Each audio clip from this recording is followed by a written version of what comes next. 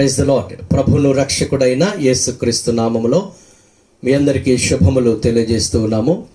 Christ covenant church సంఘము యొక్క సంఘ సభ్యులందరికీ, అలాగే మరి ఈ కార్యక్రమాన్ని, ఈ ఆరాధన కార్యక్రమాన్ని మరి దూర ప్రాంతము నుంచి, అనేక ప్రాంతము నుంచి వీక్షిస్తున్న ప్రతి ఒక్కరికి కూడా ప్రభువును రక్షకుడైన యేసుక్రీస్తు నామములో శుభములు తెలియజేస్తూ ఈ ఆదివారపు ఆరాధనకు మిమ్మల్ని అందరినీ ప్రేమతో ఆహ్వానిస్తున్నాం. పిల్లరా, గతించిన దినములన్నీ దేవుడు తన రెక్కల నీడలో మనను భద్రపరిచాడు. తన కృపాక్షేమములను మనకు అనుగురించి మరి తన కృప ద్వారా ఇంతవరకు మనం నడిపించిన దేవుడు నమ్మదగిన దేవుడు. అటువంటి గొప్ప దేవుణ్ణి ఈ సమయంలో మనం అందరము కలిసి మరి పాటల ద్వారా, ఆరాధన ద్వారా ఆయన నామను మహింపరచుదాం. దేవుడు మనకందరికీ అనుగురించే శ్రేష్టమైన దివ్యమైన వాక్యాన్ని కూడా మనం ధ్యానం చేద్దాం. ఈ సమయంలో దయచేసి ఎక్కడున్న వారు అక్కడే మీ గృహములలో కుటుంబముగా కూడుకోనండి. ఒకవేళ కుటుంబ సభ్యులు దూరంగా ఉన్నట్లయితే అందరినీ కూడా మరి దగ్గరకు రావాల్సిందిగా, పాటల పుస్తకము కలిగిన వారు పాటల పుస్తకములతో, అలాగే బైబిల్ గ్రంథమును అందరూ చేత పట్టుకొని ఈ కార్యక్రమంలో మీరందరూ పాలుపంపులు పొందవలసిందిగా ప్రేమతో ఆహ్వానిస్తున్నాం. తల ఉంచుదాం, ప్రభు సన్నిధిలో ప్రార్థన చేసుకుందాం. ప్రేమ కలిగిన తండ్రి, కృప కలిగిన ప్రభువా, నీ పరిశుద్ధ నామానికి వందనాలు చెల్లిస్తూ ఉన్నాం. గతించిన దినములన్నీ నీ రెక్కల నీడలో మమ్మను భద్రపరిచి నీ యొక్క కృప ద్వారా మమ్మను నడిపించినందుకు నీకు వందనాలు. ప్రపంచమంతా మరి అల్లకల్లోల పరిస్థితులలో, భయానకమైన పరిస్థితులలో, నైనా అనేకమైన వేదనకరమైన పరిస్థితుల్లో ఉండగా నీ బిడ్డలమైన మమ్ములను నైనా మీరు క్షేమంగా ఉంచినందుకు నీకు కృతజ్ఞతాస్తుతులు చెల్లిస్తూ ఉన్నాం. నిన్ను బట్టే మేము ఉనికి కలిగి ఉన్నాం, చలించుచున్నాం, బ్రతుకుచున్నాం. నీ కృప లేకుండా మేము ఒక్క దినము కూడా మేము జీవించలేం, ఒక్క క్షణము కూడా మేము జీవించలేం. నీ కృపను బట్టి నేను మనసారా స్తుతిస్తున్నాం, మనసారా ఆరాధిస్తున్నాం. ప్రభువా, ఈ ఆదివారపు ఆరాధనలో పాలుపంపులు పొందుటకు మరి మీరు మాకు ఇచ్చిన మంచి సమయమును బట్టి నీకు వందనాలు. మరి ఎవరెవరైతే వారి వారి గృహములలో ఉండి ఈ ఆరాధనలో పాలుపంపులు పొందుతున్నారో ప్రతి ఒక్కరిని మీరు దీవించండి, ఆశీర్వదించండి. నీ వాక్యం ద్వారా నాతో, మాతో, అందరితో మాట్లాడమని, ఈ ఆరాధన కార్యమంతటికి కూడా మీరు అధ్యక్ష వహించి నడిపించమని యేసు నామమున అడుగుచున్నాము మా పరమ తండ్రి.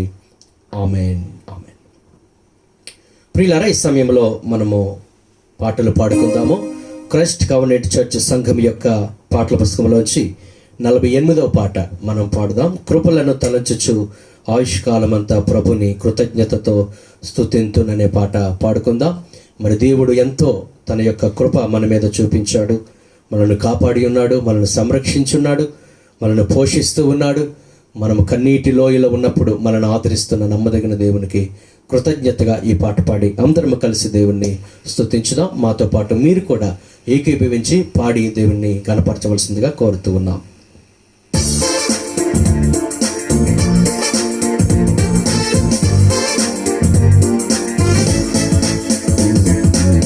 కృపలను తలంచుచు ఆయుష్కాలమంతా ప్రభుని కృతజ్ఞతతో స్తుతింతు, ప్రభుని కృతజ్ఞతతో స్తుతింతు.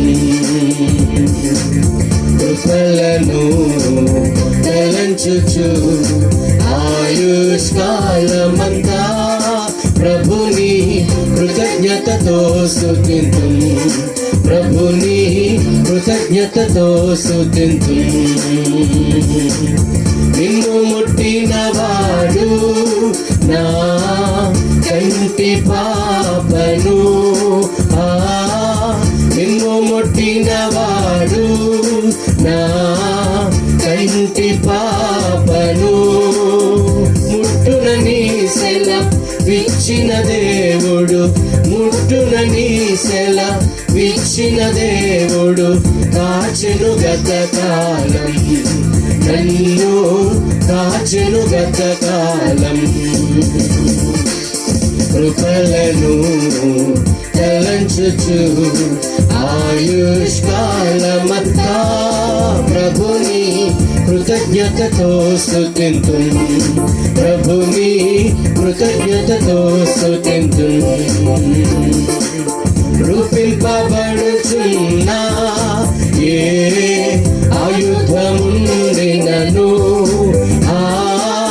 రూపింపబడుచున్నా ఏ ఆయుధముండినను నాకు విరోధమై వర్ధిల్లదోయని నాకు విరోధమై వర్ధిల్లదోయని చెప్పిన మాట సత్యం ప్రభువు చెప్పిన మాట సత్యం కృపలను తలంచుచు ఆయుష్కాలమంతా ప్రభుని కృతజ్ఞతతో స్తుతింతుం ప్రభుని కృతజ్ఞతతో స్తుతింతుం అన్నిటిలో ఎలలో నే కృంగిన వేళలలో అన్నిటిలో ఎలలో నే కృంగిన వేళలలో నింగిని చీల్చి వర్షము పంపి నింగిని చీల్చి వర్షము పంపి నింపెను నా హృదయం యేసు నింపెను నా హృదయం కృపలను తలంచుచు ఆయుష్కాలమంతా ప్రభుని కృతజ్ఞతతో స్తుతింతుం ప్రభుని కృతజ్ఞతతో స్తుతింతుం సర్వోన్నతుడైనా నా దేవునితో చేరి సర్వోన్నతుడైనా నా దేవునితో చేరి సతతము తన కృప వెల్లడి చేయ సతతము తన కృప వెల్లడి చేయ స్తుతులతో నింపేను ఇళ్ళలో స్తుతులతో నింపేను కృపలను తలంచుచు ఆయుష్కాలమంతా ప్రభుని కృతజ్ఞతతో స్తుతింతుం ప్రభుని కృతజ్ఞతతో స్తుతింతుం హల్లెలూయా ఆమేన్ నాకెంతో ఆనందమే హల్లెలూయా ఆమేన్ నాకెంతో ఆనందమే సియోన్ నివాసం నాకెంతో ఆనందం సియోన్ నివాసం నాకెంతో ఆనందం ఆనందం ఆనందమే ఆమేన్ ఆనందం ఆనందమే కృపలను తలంచుచు ఆయుష్కాలమంతా ప్రభుని కృతజ్ఞతతో స్తుతింతుం ప్రభుని కృతజ్ఞతతో స్తుతింతుం అందరూ కలిసి మరొకసారి పాడదాం కృపలను తలంచుచు ఆయుష్కాలమంతా ప్రభుని కృతజ్ఞతతో స్తుతింతుం ప్రభుని కృతజ్ఞతతో స్తుతింతుం ప్రభుని కృతజ్ఞతతో స్తుతింతుం ప్రభుని కృతజ్ఞతతో స్తుతింతుం హల్లెలూయా. దేవుని పరిశుద్ధ నామానికి మహిమ కలుగును గాక. దేవుడు తన కృప మన ఎడల చూపినందుకు ఆయనకి సమస్తమైన మహిమ ఘనత ప్రభావములో ఆరోపించుదాం. ఈ సందర్భంలో మరి యొక్క పాట మనం పాడుకుందాము. మరి అందరికీ పరిచయమైన పాట, రాజా నీ భవనములో రేయి పగలు వేచెందును, స్తుతించి ఆరాధింతును, నా చింతలు మరచెదను అనే పాట పాడుకుందాం. మరి ఇంతవరకు ఆయనే మనకు బలముగా, కోటగా, మన దుర్గముగా, మన ఆశ్రయముగా, ఆపత్కాలములో నమ్ముకొనదగిన సహాయకునిగా, మనం రక్షించేవాడుగా, పోషించేవాడుగా ఉన్న గొప్ప దేవునికి హృదయపూర్వకముగా ఆయన ఆరాధిస్తూ ఈ పాట మనమందరం కలిసి పాడుకుందాం. మీరందరూ కూడా మాతో పాటు ఏకీభవించి దేవుణ్ణి మహిమపరచండి.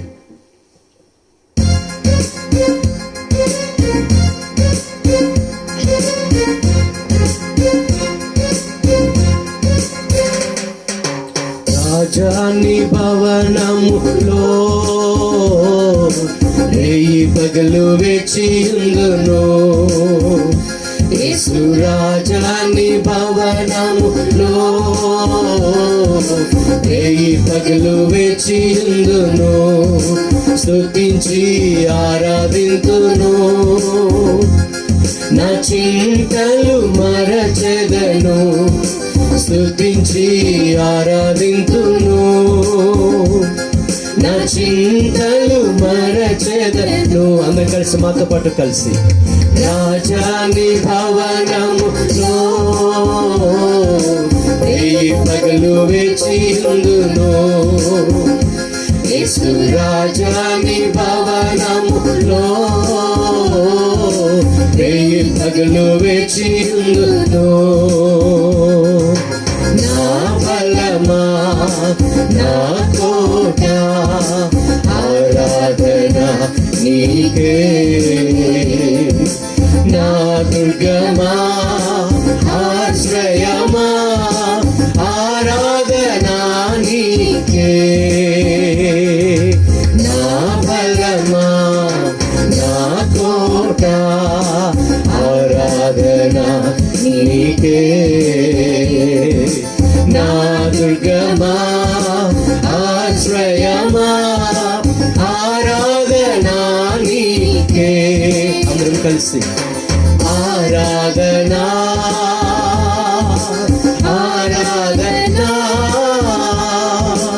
అబ్బా తండ్రి నీకేనయ్యా ఆరాధన ఆరాధన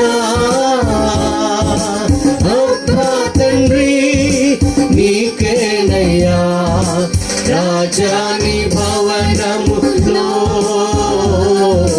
రేయి పగలు వేచియుందును యేసు రాజాని భవనములో రేయి పగలు వేచియుందును అంతట నివసించు యెహోవా ఎలోహిం ఆరాధన నీకే నా యొక్క నీతి యెహోవా సిద్కేను ఆరాధన నీకే అంతట నివసించు యెహోవా ఎలోహిం ఆరాధన నీకే నా యొక్క నీతి యెహోవా సిద్కేను ఆరాధన నీకే. అందరూ కలిసి పాడుదాం ఆరాధన ఆరాధన అబ్బా తండ్రి నీకేనయ్యా ఆరాధన ఆరాధన అబ్బా తండ్రి నీకేనయ్యా రాజాని భవనములో రేయి పగలు వేచియుందును యేసు రాజాని భవనములో రేయి పగలు వేచియుందును పరిశుద్ధపరచు యెహోవా కాదేశు ఆరాధన నీకే రక్షించు దైవం యెహోవా హోసన్నా ఆరాధన నీకే. అందరూ కలిసి పాడదాం పరిశుద్ధపరచు యెహోవా కాదేశు ఆరాధన నీకే రక్షించు దైవం యెహోవా హోసన్నా ఆరాధన నీకే. అందరూ కలిసి ఆరాధన ఆరాధన అబ్బా తండ్రి నీకేనయ్యా ఆరాధన ఆరాధన అబ్బా తండ్రి నీకేనయ్యా రాజాని భవనములో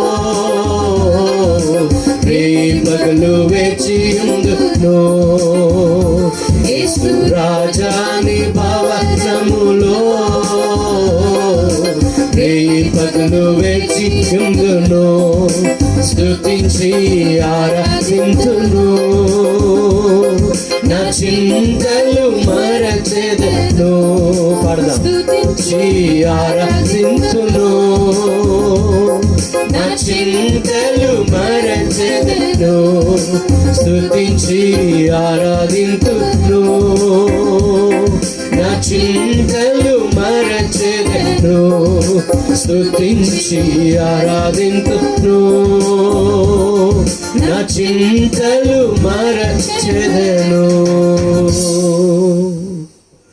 అవును ప్రభువా, నీ సన్నిధిలో మేము గడుపుచూ ఉండగా మా చింతలన్నీ బాపే గొప్ప దేవుడవు తండ్రి. మమ్మను ప్రేమించు దేవుడవయ్యా, మమ్మను రక్షించు దేవుడవు తండ్రి, మమ్మను కాపాడు దేవుడవు, మా కొరకు ప్రాణము పెట్టిన గొప్ప దేవుడవు తండ్రి.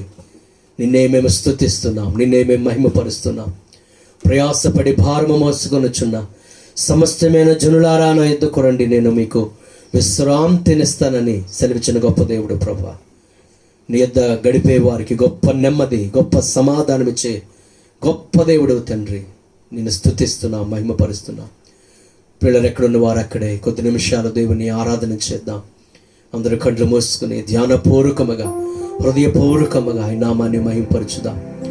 మన కొరకు ప్రాణము పెట్టిన యేసయ్యను, మన కొరకు తన రక్తమంతటిని చిందించి మన ఎడల తన అద్భుతమైన ప్రేమను కనుపరిచిన యేసయ్యను మనము ఆరాధన చేద్దాం. నిన్నే ప్రేమింతును, నిన్నే ప్రేమింతును, నిన్నే ప్రేమింతును, నే వెనుతిరుగను.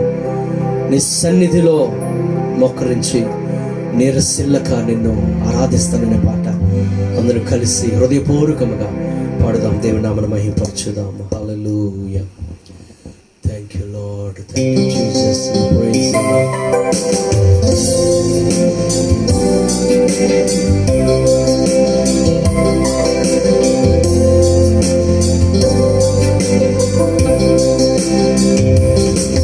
నిన్నే ప్రేమింతును, నిన్నే ప్రేమింతును, నిన్నే ప్రేమింతును, నే వెనుదిరుగా నీ సన్నిధిలో మోకరించి నీ మార్గములో సాగేదా, నిరసించకనే సాగేదా, నీ వెనుదిరుగా నీ సన్నిధిలో మోకరించి నీ మార్గములో సాగేదా, నిరసించకనే సాగేదా,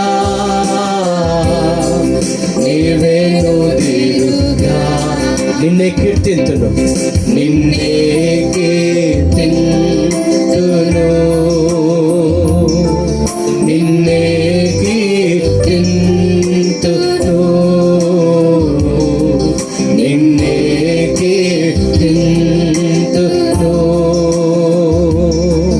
నీ వెనుదిరుగా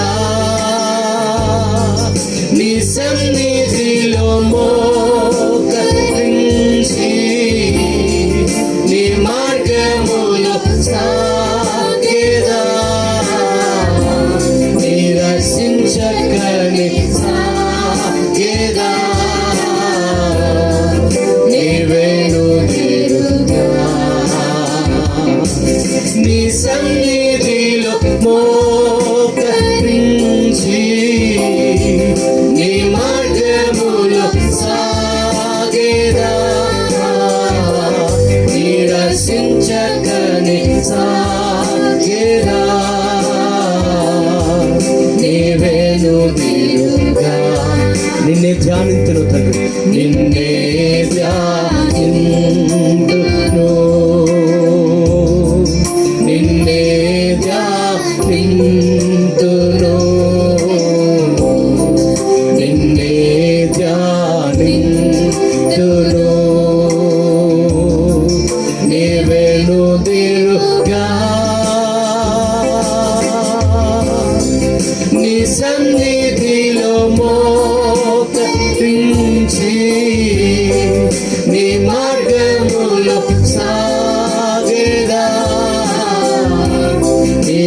నిరసించకని సాగేదా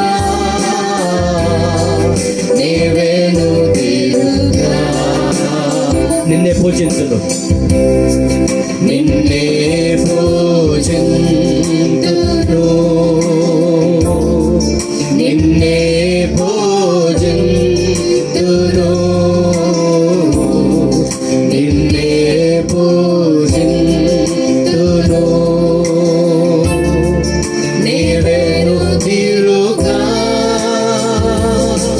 నీ సన్నిధిలో మోకరించి నీ మార్గములో సాగేదా నిరసించకని సాగేదా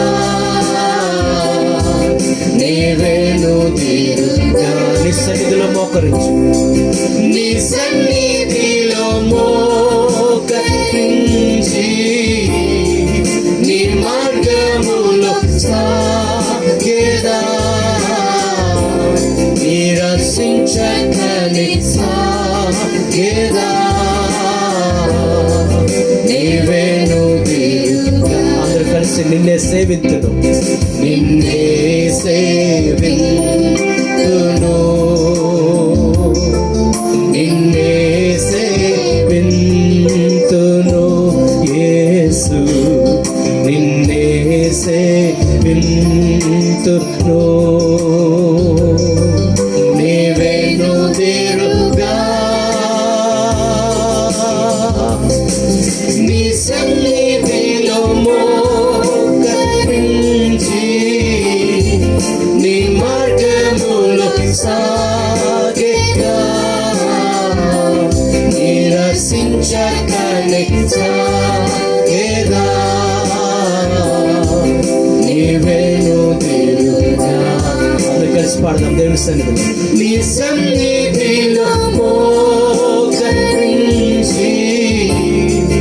నీ మార్గములో సాగేదా నిరసించకని సాగేదా నీవేను తీరుగా నీ సన్నిధిలో మోకరించి నీ మార్గములో సాగేదా నిరసించకని సాగేదా నీవేను తీరుగా అవును తండ్రి మా కొరకు నీ ప్రాణమును అర్పించావు తండ్రి మా కొరకు నీ రక్తం అంతా చిందించావయ్యా మా కొరకు నీ సమస్తాన్ని అప్పగించుకున్నావు తండ్రి కృతజ్ఞతగా మేము నిన్ను ప్రేమిస్తూ ఉన్నాము నిన్ను ధ్యానిస్తూ ఉన్నాము తండ్రి నిన్ను పూజిస్తూ ఉన్నాము ప్రభు నిన్ను గణపరుస్తున్నాము తండ్రి నిన్నే ఆరాధిస్తున్నాము నాయన నిన్నే హెచ్చిస్తున్నాము తండ్రి నీ సన్నిధి మా మధ్య ఉంచినందుకు నీకు వందనాలు వందనాలు వందనాలు ప్రతి గృహంలో నీ సన్నిధిని ఉంచాలని మేము నమ్ముచు ఉన్నాము ప్రతి ఒక్కరిని మీరు దర్శిస్తున్నందుకు నీకు వందనాలు వందనాలు వందనాలు నీకే సమస్తమైన మహిమ ఘనత ప్రభావములు ఆరోపిస్తున్నావు నీవేమై ఉన్నావో దానిని బట్టి నీవు మా ఎడల చేసిన అద్భుతమైన ఘనమైన కార్యములను బట్టి అన్నిటికంటే ముఖ్యముగా మమ్మను రక్షించిన విధానమును బట్టి మా పాపములను క్షమించి మాకు పాప క్షమాపణ అనుగ్రహించి నీ ప్రియబిడ్డలుగా మమ్మల్ని అంగీకరించి అబ్బా తండ్రి అని మొరపెట్టుకునే భాగ్యం ఇచ్చినందుకు నైనా నీకు మొరపెట్టుకునే భాగ్యం నీకు సమీపముగా వచ్చే భాగ్యం నీతో సహవాసం చేసే భాగ్యం మాకు ఇచ్చినందుకు నీకు వందనాలు నిన్నే ప్రేమిస్తున్నామయ్యా నిన్నే ఆరాధిస్తున్నాం నిన్నే గణపరుస్తున్నాం తండ్రి నీకే వందనాలు ఈ ఆరాధన కార్యం అంతటికీ కూడా దేవుడి అధ్యక్షత వహించి నడిపించలాగున తన దాసుని ద్వారా పరిశుద్ధాత్ముడు తన దివ్యమైన వాక్యాన్ని మనకు వినిపించలాగున వాక్యం వినగలిగిన చెవులు గ్రహించగలిగిన హృదయమును ప్రభు మనకు అనుకరించలాగున ప్రార్థించండి ఈ సమయంలో పాస్టర్ గారు ప్రార్థనలో నడిపిస్తారు మనమందరము కూడా కళ్ళు మూసుకొని ప్రార్థనలో ఏకీభవించుదాం. స్తోత్రం నాయన పరిశుద్ధుడా మీకు వందనాలు స్తుతులు స్తోత్రాలు ప్రభా నా తండ్రి నాయన ఇదిగో నీ పునరుత్థాన దినమున ప్రభా నాయన ఈ ఉదయకాల సమయంలో నాయన నీ సన్నిధిలో నా తండ్రి నాయన మేము కూడుకొని నా తండ్రి నిన్ను స్తుతించడానికి ఆరాధించడానికి మీరు ఇచ్చిన గొప్ప భాగ్యాన్ని బట్టి నేను మీకు కృతజ్ఞతాస్తుతులు చెల్లిస్తున్నాము తండ్రి నాయన ఈ సమయంలో నీ పాదాల చెంతకు మేము వస్తున్నాం ప్రభా నాయన మా జీవితంలో నాయన మీరు చేసిన మేలులు ప్రభా నాయన వాటిని నాయన మేము మరువక నా తండ్రి నాయన నిన్ను స్తుతిస్తున్నాము తండ్రి నీకు వందనాలు ప్రభా నాయన మీరు మా ఎడల చూపిన కృప ఎంతో గొప్పది ప్రభా నాయన మీరు మా ఎడల జరిగిస్తున్న కార్యములు ఎంతో గొప్పవి నాయన నా తండ్రి నాయన మేము ఎంత స్తుతించినా అది నాయన మేము తక్కువే కనుక నా తండ్రి ఏమిచ్చి నీ రుణాన్ని మేము తీర్చుకోలేము తండ్రి మా జీవితాల్లో ప్రభా నా తండ్రి నాయన దినదినము నాయన మీరు చేస్తున్న కార్యాలను బట్టి నాయన మీరు చూపుచున్న కృపలను బట్టి నాయన మీకే కృతజ్ఞతాస్తుతులు చెల్లిస్తున్నాము ప్రభా నాయనా నీకు వందనాలు తండ్రి నేను ఈ సమయంలో నా తండ్రి నేను మమ్మల్ని నీ చేతులకు అప్పగిస్తున్నాము తండ్రి నేను ఇంతవరకు పాటల ద్వారా మీరు మహిమ పొంది ఉన్నారని మేము నమ్ముచున్నాము ఆరాధనను ప్రభా మీరు అంగీకరించి ఉన్నారని మేము నమ్ముచున్నాము తండ్రి నీకు స్తోత్రాలు ప్రభా ఎంతమంది నైనా బిడ్డలైతే ప్రభా నేను ఈ ఆరాధనలో పాలు పంపులు పొంది నైనా వీక్షిస్తూ ఉన్నారో నైనా నా తండ్రి ప్రతి బిడ్డను మీరు దర్శించమని అడుగుచున్నాం ప్రతి బిడ్డను నైనా నా తండ్రి దీవించి ఆశీర్వదించమని అడుగుచున్నాము తండ్రి ప్రతి కుటుంబములో నైనా నీ సన్నిధిని ఉంచమని అడుగుచున్నాము దేవా నీకు స్తోత్రాలు నైనా నీకు వందనాలు ప్రభా నా తండ్రి సమయంలో నా దేవా ఇదిగో తండ్రి నేను మా ప్రపంచ దేశములన్నింటినీ నా తండ్రి నీ చేతులకు అప్పగిస్తున్నాము తండ్రి నైనా నీ కృప కొరకే మేము కనిపెట్టుకొని ఉన్నాము ప్రభా నేను ఈ భయంకరమైన పరిస్థితి నుంచి ప్రభా విడిపించగలిగిన సమర్థుడవు శక్తి కలిగిన దేవుడవు నీవు మాత్రమే తండ్రి ఆపత్కాలములో నమ్ముకొనదగిన సహాయకుడవు నీవే ప్రభా ఆపత్కాలంలో మీరు నాకు మొర్ర పెట్టండి నేను మీకు ఉత్తరం ఇస్తానన్నావు తండ్రి అవును ప్రభా నైనా నీ బిడ్డలముగా నైనా ప్రతి దినము నా తండ్రి నైనా నీ బిడ్డలైన వారందరూ నైనా మేమంతా కలిసి నీ సన్నిధిలో మొరపెడుతూ ఉండగా నైనా త్వరలో మా యొక్క నా తండ్రి నైనా దేశాల పరిస్థితులన్నీ మీరు చక్కపరచమని అడుగుచున్నాము తండ్రి నీకు స్తోత్రాలు ప్రభా ఈ ప్రతికూల పరిస్థితుల్లో కూడా ప్రభా నా తండ్రి ఏ ఒక్కరూ నా దేవానైనా వెనుదిరగక నైనా ఎల్లప్పుడూ నా తండ్రి నిన్ను ప్రేమించేవారుగా నిన్ను ధ్యానించేవారుగా నైనా నీ కొరకు నైనా నిన్ను సేవించేవారుగా నీ కొరకే జీవించేవారుగా నైనా మరింత ఎక్కువగా మా జీవితాలను ప్రభా నైనా నీకు సమర్పించుకొని ప్రభా నా తండ్రి నైనా నీ రాజ్యము కొరకు నైనా మేము ఎదురు చూడడానికి నీ సహాయము దయచేయండి ప్రభా నీకు స్తోత్రాలు విత్తబడబోయే వాక్యము ద్వారా నైనా మీరు మాతో మాట్లాడండి నీ దాసుని అభిషేకించండి నైనా ఏ వర్తమానము నైనా మాకందరికీ అవసరము మీరు అనుగ్రహించి నైనా నీ వాక్యము ద్వారా మాతో మాట్లాడి మమ్మల్ని అందరినీ బలపరచమని ఈ ఆరాధన అంతటిని నీకే సమర్పించుకుంటూ యేసు పరిశుద్ధ నామమున ఈ ప్రార్థన అడిగి వేడుకొంచున్నాను మా పరమ తండ్రి ఆమేన్ ఆమేన్.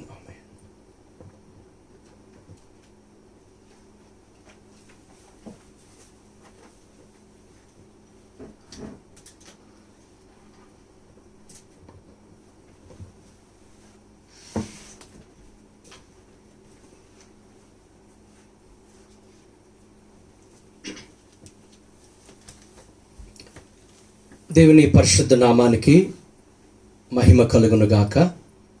మరొకసారి మీ అందరికీ కూడా ప్రభువును రక్షకుడైన యేసుక్రీస్తు నామములో శుభములు తెలియజేస్తూ ఉన్నాను. ఈ ఆదివారపు ఆరాధనకు మరొకసారి ప్రేమతో మిమ్మల్ని అందరినీ కూడా ఆహ్వానిస్తున్నాము. మరి పాటల ద్వారా ఆరాధన ద్వారా దేవుడు మహిమ పొందాడని తలుస్తూ ఆయన యొక్క వాక్యాన్ని ధ్యానించడానికి మనము ముందుకు వెళ్దాం. పిల్లరా, మరి భయంకరమైన దినములలో మనము జీవిస్తూ ఉన్నాం. దినములు చెడ్డవి గనుక సమయమును పోనీయక మరి దానిని సద్వినియోగపరుచుకొనుచు అజ్ఞానుల వలె కాక జ్ఞానుల వలె మీరు జాగ్రత్తగా నడుచుకునమని దేవుని యొక్క వాక్యంలో మనం చూస్తూ ఉన్నాం. పిల్లరా, దినములు చెడ్డవి, మరి ఇవి అంత్య దినములని అపాయకరమైన దినములని మరి లేఖనాలు తెలియజేస్తూ ఉన్నాయి. మరి ప్రస్తుత పరిస్థితుల్లో మరి యొక్క కరోనా వైరస్ వలన మరి ఎంతోమంది ప్రాణాలు కోల్పోతూ ఉన్నారు. మరి ఎంతోమంది ఆ వైరస్ చేత ఇప్పటికీ బాధపడుతూ ఉన్నారు. మరి చాలా వేదనకరమైన చాలా బాధపడే పరిస్థితిలో పిల్లల ప్రజలు గడుపుతూ ఉన్నారు. మరి మనిషికి క్షేమము భద్రత లేని ఈ భయంకరమైన దినములలో పిల్లరా మనం అందరము కూడా దేవుని మీద మాత్రమే మనం ఆధారపడాలి. ఆయనే మనకు ఆశ్రయం, ఆయనే మనకు దుర్గం. ఆపత్కాలంలో ఆయన నమ్ముకొనదగిన సహాయకుడు, ఆయనే మనకు ఆధారము. పిల్లరా, ఆయన తప్ప మనను ఆదుకున్న వారు ఎవరూ లేరు. అందుచేత ఎంత దినములలో దేవుని యందు భయభక్తులు కలిగి ఆయన కృప మీద ఆధారపడే బ్రతుకుదాం. మరి ప్రపంచ వ్యాప్తంగా మరి కరోనా వైరస్ నుంచి దేవుడు విడిపించాలని, దేశాలను స్వస్థపరచాలని మనము ప్రార్థన చేద్దాం. మన నాయకుల కొరకును మరి ప్రార్థన చేస్తూ ఉన్నాము.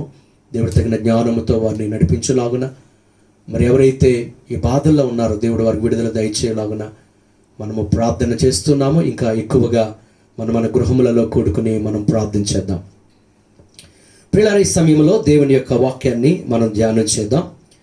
పరిశుద్ధాత్మ దేవుడు మనతో మాట్లాడడానికి ఆయన సిద్ధపడి ఉండగా మన హృదయములను కూడా ఆయన మాట కొరకు మనం సిద్ధపరచుకొని చాలా జాగ్రత్తగా దేవుని వాక్య సందేశాన్ని మనం విందాం. ప్రియులారా, మత్తయి సువార్త 16వ అధ్యాయములో 26వ వచనములో ఒక మాటను మనము చదువుకొని మరి ఈరోజు అంశాన్ని మనం ధ్యానం చేద్దాం. మత్తయి సువార్త పరిశుద్ధ గ్రంథమైన బైబిల్ నుండి మత్తయి సువార్త 16వ అధ్యాయము 26వ వచనాన్ని మనం చదువుకుందాం. ఒక మనుష్యుడు లోకమంతయు సంపాదించుకొని తన ప్రాణమును పోగొట్టుకుంటే అతనికి ఏమి ప్రయోజనము? ఒక మనుష్యుడు తన ప్రాణమునకు ప్రతిగా ఏమి ఇయ్యగలడు? దేవుడి వాక్యాన్ని మన వెనుకడిలో దీవించునుగాక. ప్రియులారా, యేసుక్రీస్తు వారే స్వయముగా చెప్పిన మాట ఇక్కడ మనం చూస్తూ ఉన్నాం. అక్కడ ఉన్న జనసమూహముతో, శిష్యులతో ప్రభువు చెప్తున్న అద్భుతమైన మాటలు ఇక్కడ మనం గమనించవచ్చు. ఒక మనుష్యుడు లోకమంతటిని, అనగా సర్వలోకమును లేదా లోకములో ఉన్నదంతటిని సంపాదించుకొని ఒకవేళ తన ప్రాణాన్ని అతడు కోల్పోయినట్లయితే, తన ప్రాణాన్ని అతడు పోగొట్టుకున్నట్లయితే అతనికి ఏమీ కూడా ప్రయోజనం లేదు అని ప్రభువు ఇక్కడ చెప్తూ ఉన్నాడు. అంటాడు, ఒక మనుష్యుడు తన ప్రాణమునకు ప్రతిగా ఏమి ఇయ్యగలడు అంటే, ప్రాణమునకు మించినది ఏమీ లేదు. ప్రాణముతో మరి దేనిని కూడా మనము పోల్చలేము, మరి భర్తీ చేయలేమని ఇక్కడ లేఖనాలు మనకు చెబుతూ ఉన్నాయి. ప్రియులారా, ఒక వ్యక్తి సర్వలోకమును, అనగా లోకములో ఉన్న ధనమును, ఆస్తిపాస్తులను, వెండి బంగారములను, వస్తువులు, వాహనములను, అలాగే పదవులు కలిగి లేదా అధికారములను కలిగి లేదా లోకములు అనేకమైన పేరు ప్రఖ్యాతులు సంపాదించి లేదా వారికి అనేకమైన బిరుదులు సంపాదించుకొని లేకపోతే చాలా గొప్ప ఆస్తిమంతులుగా లేదా ఆస్తిపరులుగా ఒకవేళ ఈ లోకములో బ్రతికిన, లోకమంతా సంపాదించుకొని చూడవలసిందంతా చూసి చేయవలసిందల్లా చేస్తూ తనయో వినవలసిందంతా వింటూ ఈ లోకములో ఉన్నదంతా అనుభవిస్తూ లేదా లోకములో ఉన్నదంతా సంపాదించుకొని ఒకవేళ తన ప్రాణాన్ని కానీ అతడు కోల్పోతే అతనికి ఏమి ప్రయోజనము? అవన్నీ కూడా అతడు అనుభవించలేడు అనే మాట మనం ఇక్కడ చదువుతున్నాం. అంటే సమస్తము అతని యొద్ద ఉంది, కానీ అతని యొక్క శరీరములో ప్రాణము లేకపోతే ఏమాత్రము కూడా అతడు దానిని అనుభవించలేడు. అంటే ఇక్కడ మనం గమనిస్తే మనుష్యుల యొక్క ప్రాణము అది తప్పనిసరిగా పోతుంది అని మనం గమనించాలి. అంటే శరీరమును సంతృప్తి పరుచుకున్నట్టు కొరకు మనం ఎంత సంపాదించినా ఏదో ఒక రోజు మన ప్రాణము పోతుంది అనే సంగతిని మనము గమనించాలి. కారణం ఏదైనా కావచ్చు. మనిషి భూమి మీద కలకాలము బ్రతకడు. మనుష్యుడు కొంతకాలమే. దేవుడు ఎంతైతే ఆయుష్ ఇచ్చాడో ఆ ఆయుష్ కాలము మాత్రమే బ్రతుకుతాడు అనే సంగతి మనం ఇక్కడ గమనించాలి. లూకాసు సువార్త 12వ అధ్యాయము 16వ వచనం నుంచి 21వ వచనం వరకు మనం ఒకసారి మనము చూద్దాం. పిల్లరా, మీరు బైబిల్ గ్రంథములు ఉన్నవారు తెరచి ఈ మాటలు చూడవలసిందిగా కోరుతూ ఉన్నాను. పిల్లలు, ఇక్కడ ఒక ధనవంతుడు ఉన్నాడు. అతని యొక్క భూమి సమృద్ధిగా పండింది. అతను అనుకుంటూ ఉన్నాడట, నా పంట నేను సమకూర్చుకున్నటకు స్థలము చాలదు కనుక ఇంతకంటే గొప్ప వాటిని లేదా గొప్ప గోదాములు లేదా గొప్ప కొట్లు నేను కట్టించి అందులో ధాన్యమంతా కూడా నేను కుప్పగా పోసి నా ఆస్తిని సమకూర్చుకొని 19వ వచనంలో మనం చదువుతున్నాము, తన ప్రాణముతో ఇలాగ అంటాడట. ఏమని అంటాడు? నా ప్రాణముతో ప్రాణమా అనేక సంవత్సరములకు విస్తారమైన ఆస్తి నీకు సమకూర్చబడి ఉన్నది. సుఖించుము, తినుము, త్రాగుము, సంతోషించుమని చెప్పుకొందుననుకొను. అతను అనుకుంటాడట, ఇదిగో అనేక సంవత్సరములకు సరిపడినంత విస్తారమైన ఆస్తి నీకు సమకూర్చబడింది, నీ ప్రాణానికి సమకూర్చబడింది, లేదా హాయిగా బ్రతకడానికి సమకూర్చబడింది. నీవు సుఖించు, తిను, త్రాగు, సంతోషించు అని చెప్పుకుంటాడట. ఈ రోజు కూడా మనుషులు అలాగే బ్రతుకుతూ ఉన్నారు. తినుట, త్రాగుట, సుఖించుట, ఎంజాయ్ చేయుట ఈ యొక్క జీవితంలో ఆశయముగా చాలా మంది కలిగి ఉన్నారు పిల్లారు.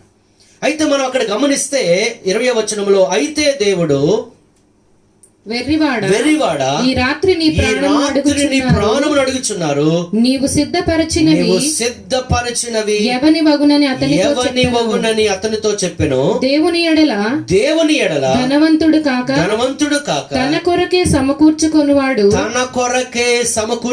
అలాగుననే ఉండునని చెప్పాడు. పిల్లలు గమనించండి, ఈ వ్యక్తి చాలా అనేక సంవత్సరములకు సరిపడినంత ఆస్తిని సమకూర్చి తన ప్రాణంతో ఉంటూ ఉన్నాడు. ఇదిగో నువ్వు సుఖించు, తినుము, త్రాగు, సంతోషించమని చెప్తూ ఉన్నాడు. ఒకవేళ ఆ రాత్రి ఒకవేళ నీ ప్రాణము పోతే నువ్వు సంపాదించినవన్నీ ఏమవుతాయి అనే ప్రశ్న అక్కడ మనము చూస్తూ ఉన్నాం ప్రియులారా. అంచేత ఇతడు ఎంత ఆస్తిపరుడైనా తన ప్రాణము తప్పనిసరిగా ఏదో ఒక సమయంలో పోతూ ఉంది. అయితే ఇందాక మనం చదువుకున్నట్లు మత్తయి సువార్త 16:26లో ఒకడు సర్వలోకమును అనగా లోకమంతటిని సంపాదించుకొని ప్రాణమును పోగొట్టుకుంటే ఏం ప్రయోజనము? ఈ రెండు మాటలు మనం జాగ్రత్తగా ఆలోచన చేసినట్లయితే ఈ భూమి మీద ఒక మనిషి ఎంత సంపాదించుకున్నా తన ప్రాణము పోయే లోపు యేసుక్రీస్తును గాని అతడు రక్షకునిగా ప్రభువుగా అంగీకరించకుండా ఉంటే అతడు నిత్య జీవమును కోల్పోతాడు అన్న సంగతి మనం గమనించాలి. అంటే మన ప్రాణము పోతుంది. అయితే ప్రాణము పోవడానికి ముందుగా అతడు రాబోయే జీవము కొరకు, వాస్తవమైన జీవము కొరకు, నిత్య జీవము కొరకు అతడు ఒక మంచి నిర్ణయాన్ని తీసుకుని మాత్రమే అతడు మరణించవలసి ఉంది. ప్రియులారా, ఈరోజు మనుషులు కేవలము ఈ జీవితము గురించి ఆలోచన చేస్తూ ఉన్నారు, ఈ శరీరము గురించి మాత్రమే ఆలోచన చేస్తూ ఉన్నారు. ప్రియులారా, ఈ భూమి మీద ఉండే జీవితం గురించి ఆలోచన చేస్తున్నారు కానీ నిత్య జీవమును గురించి అనగా రాబోవు జీవము, వాస్తవమైన జీవము, నిత్య జీవము గురించిన ఆలోచన లేకుండా ప్రజలు బ్రతుకుతూ ఉన్నారు. అంచేత ఈరోజు దేవుడు మనతో మాట్లాడుతున్న మాట ఏంటంటే, ఎంత ధనవంతుడైనా ఏదో ఒక రోజు అతడు మరణిస్తాడు. ఎంత బలవంతుడైనా, ఎంత ధనవంతుడైనా, ఎంత ఆస్తిపరుడైనా సరే ఏదో ఒక రోజు అతడు మరణిస్తాడు. అయితే మరణించిన తర్వాత అతనికి నిత్య జీవం అన్న సంగతి, నిత్య జీవం అనేది ఉంది అన్న సంగతి మనిషి జ్ఞాపకము తెచ్చుకోకుండా ఈరోజు మనిషి బతుకుతూ ఉన్నాడు. కీర్తనల గ్రంథము 89:48లో చదువుతున్నాము, మరణమును చూడక బ్రతుకు నరుడెవడు, పాతాళము యొక్క వశము కాకుండా తన్ను తాను తప్పించుకొనగలవాడు ఎవడు. అంటే మరణము చూడకుండా ఎవరు కూడా ఈ భూమి మీద అంటే ప్రతి ఒక్కరు కూడా మరణించవలసిందే. మరణమును ప్రతి ఒక్కరు కూడా రుచి చూడవలసిందే. వారు ధనవంతులు కావచ్చు, పేదలు కావచ్చు, చదువుకున్నవారు కావచ్చు, చదువు లేని వారు కావచ్చు, పెద్దవారు కావచ్చు, చిన్నవారు కావచ్చు, యవనస్తులు కావచ్చు, వృద్ధులు కావచ్చు, పురుషులు కావచ్చు, స్త్రీలు కావచ్చు, ఉన్నవారు కావచ్చు, లేనివారు కావచ్చు, అధికారులు కావచ్చు, సామాన్యులు కావచ్చు, వారందరూ కూడా ఏదో ఒక రోజు మరణిస్తారు. అయితే మరణించిన తరువాత నువ్వు ఎక్కడికి వెళతావు అన్నది చాలా ముఖ్యమైన విషయం. అందుకే ప్రభువు అంటున్నాడు, ఒకడు సర్వలోకమును సంపాదించుకొని తన ప్రాణమును లేదా తన ఆత్మను ఒకవేళ పోగొట్టుకుంటే అనగా నిత్య నరకములోనికి అది వెళ్ళిపోతే, నిత్య జీవమునకు అది రాకపోతే అతడు ఎంత సంపాదించినా వ్యర్థమే. మీకు అర్థమవడం కోసము ఒక మాటలో చెప్తున్నా, ఈ భూమి మీద మనం ఎంత సంపాదించినా క్రీస్తును సంపాదించుకొనకుండా, మారు మనసు రక్షణ పొందకుండా, పాప క్షమాపణ పొందకుండా, మన పాపములకు పరిహారము మనం పొందకుండా ఒకవేళ మన ప్రాణము పోతే అదంతా కూడా నిష్ప్రయోజనమైన సంగతి మనము గమనించాలి ప్రియులారా. అనేక మంది మరణిస్తూ ఉన్నారు.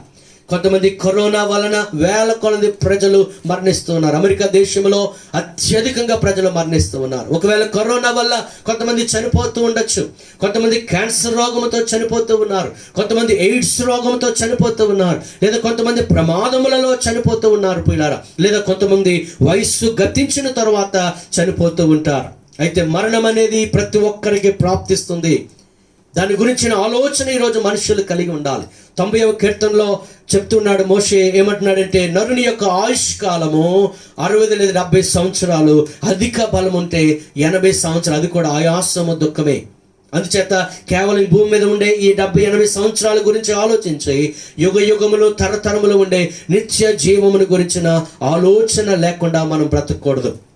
పిల్లల హన్నిబాల్ అనే ఒక చక్రవర్తి ఉన్నాడు. అతను అనేక మంది శూరులను అతడు జయించాడు. అతను ఏం చేశాడంటే, ఈ శూరులు లేదా బాగా బలము కలిగిన యుద్ధ వీరులను అతడు జయిస్తూ ఉన్నాడు. వారి యొక్క బంగారపు ఉంగరాలు సేకరించి సుమారు 8 గ్యాలన్లు పట్టే 3 తొట్టెల నిండా వాటన్నిటి నింపాడు. అంతగా విజయమును సాధించిన చక్రవర్తి అతను ఒకరోజు విషము తాగి అతను ఆత్మహత్య చేసుకుని చనిపోయిన సందర్భాలు చూస్తూ ఉన్నాం చరిత్రలో. జూలియస్ సీజర్ అనే ఒక చక్రవర్తి సుమారు 800 పట్టణాలు అతను జయించాడు. 1 మిలియన్ శత్రువులను అతను జయించాడు. ఆ విజయోత్సవములు అతను ఉండగా తన స్వంత స్నేహితుని ద్వారా పొడవబడి అతడు చనిపోయాడు. నెపోలియన్ అనే మరి ఒక చక్రవర్తి యూరప్ ఖండం అంతటికి కూడా ఒక కొరడా దెబ్బ వంటి వాడు. అతను అనేక దేశాలు అతడు జయించాడు. చివరికి అతని పరిస్థితి చాలా ఘోరమైపోయింది. అతడు కొన్ని కారణములను బట్టి దేశ బహిష్కరణ చేయబడ్డాడు. అనేక శ్రమలు వ్యాధులను అనుభవించి దిక్కుమాలిన చావును అతను అనుభవించిన సందర్భము మనము చరిత్రలో చూస్తూ ఉన్నాం. పిల్లరా, మైకేల్ జాక్సన్ అనే ఒక గొప్ప డాన్సర్, అతడు డాన్సులు చేసి అనేక మందిని వృతలోకించి కోట్ల కొలది ధనాన్ని అతడు సంపాదించాడు. చాలా చాలా ధనవంతుడైపోయాడు, ఆస్తిపరుడైపోయాడు. అతడు తన చుట్టూ కూడా 12 మంది డాక్టర్స్ని ఎప్పుడు కూడా ఉంచుకుంటాడట. ఎందుకంటే అతను ఏ రోగం వచ్చినా వెంటనే స్పందించే నిమిత్తము అతనికి ఆశ ఏంటంటే, ఈ భూమి మీద 150 సంవత్సరాలు బ్రతకాలన్నది అతని ఆశ. అందుకే అతనికి ఫిట్నెస్ కలిగించడం కోసం అనేక మంది ట్రైనర్స్ని అతను కలిగి ఉంటాడు. ప్రతి ఆహారము కూడా అతను పరిశోధన చేయబడిన తర్వాతే అతనికి ఇవ్వబడుతుంది. ఎందుకంటే తన ప్రాణమునకు చాలా చాలా జాగ్రత్తగా అతను తీసుకుంటూ ఉన్నాడు. పిల్లలు, ఏం జరిగింది? 150 సంవత్సరాలు బ్రతకాలని ఆశపడిన మైకేల్ జాక్సన్ 50 సంవత్సరముల వయసులోనే అతడు మరణించవలసి వచ్చింది. అంచేత పిల్లరా, దీన్ని బట్టి మనం అర్థం చేసుకోవాల్సింది, ఎవరైనా ఏదో ఒకరోజు చనిపోతారో, ఎప్పుడైనా చనిపోవచ్చు, ఎలాగైనా చనిపోవచ్చు. 3 విషయాలు. 1, ఎవరైనా చనిపోతారు, వారు ఎప్పుడైనా చనిపోతారు.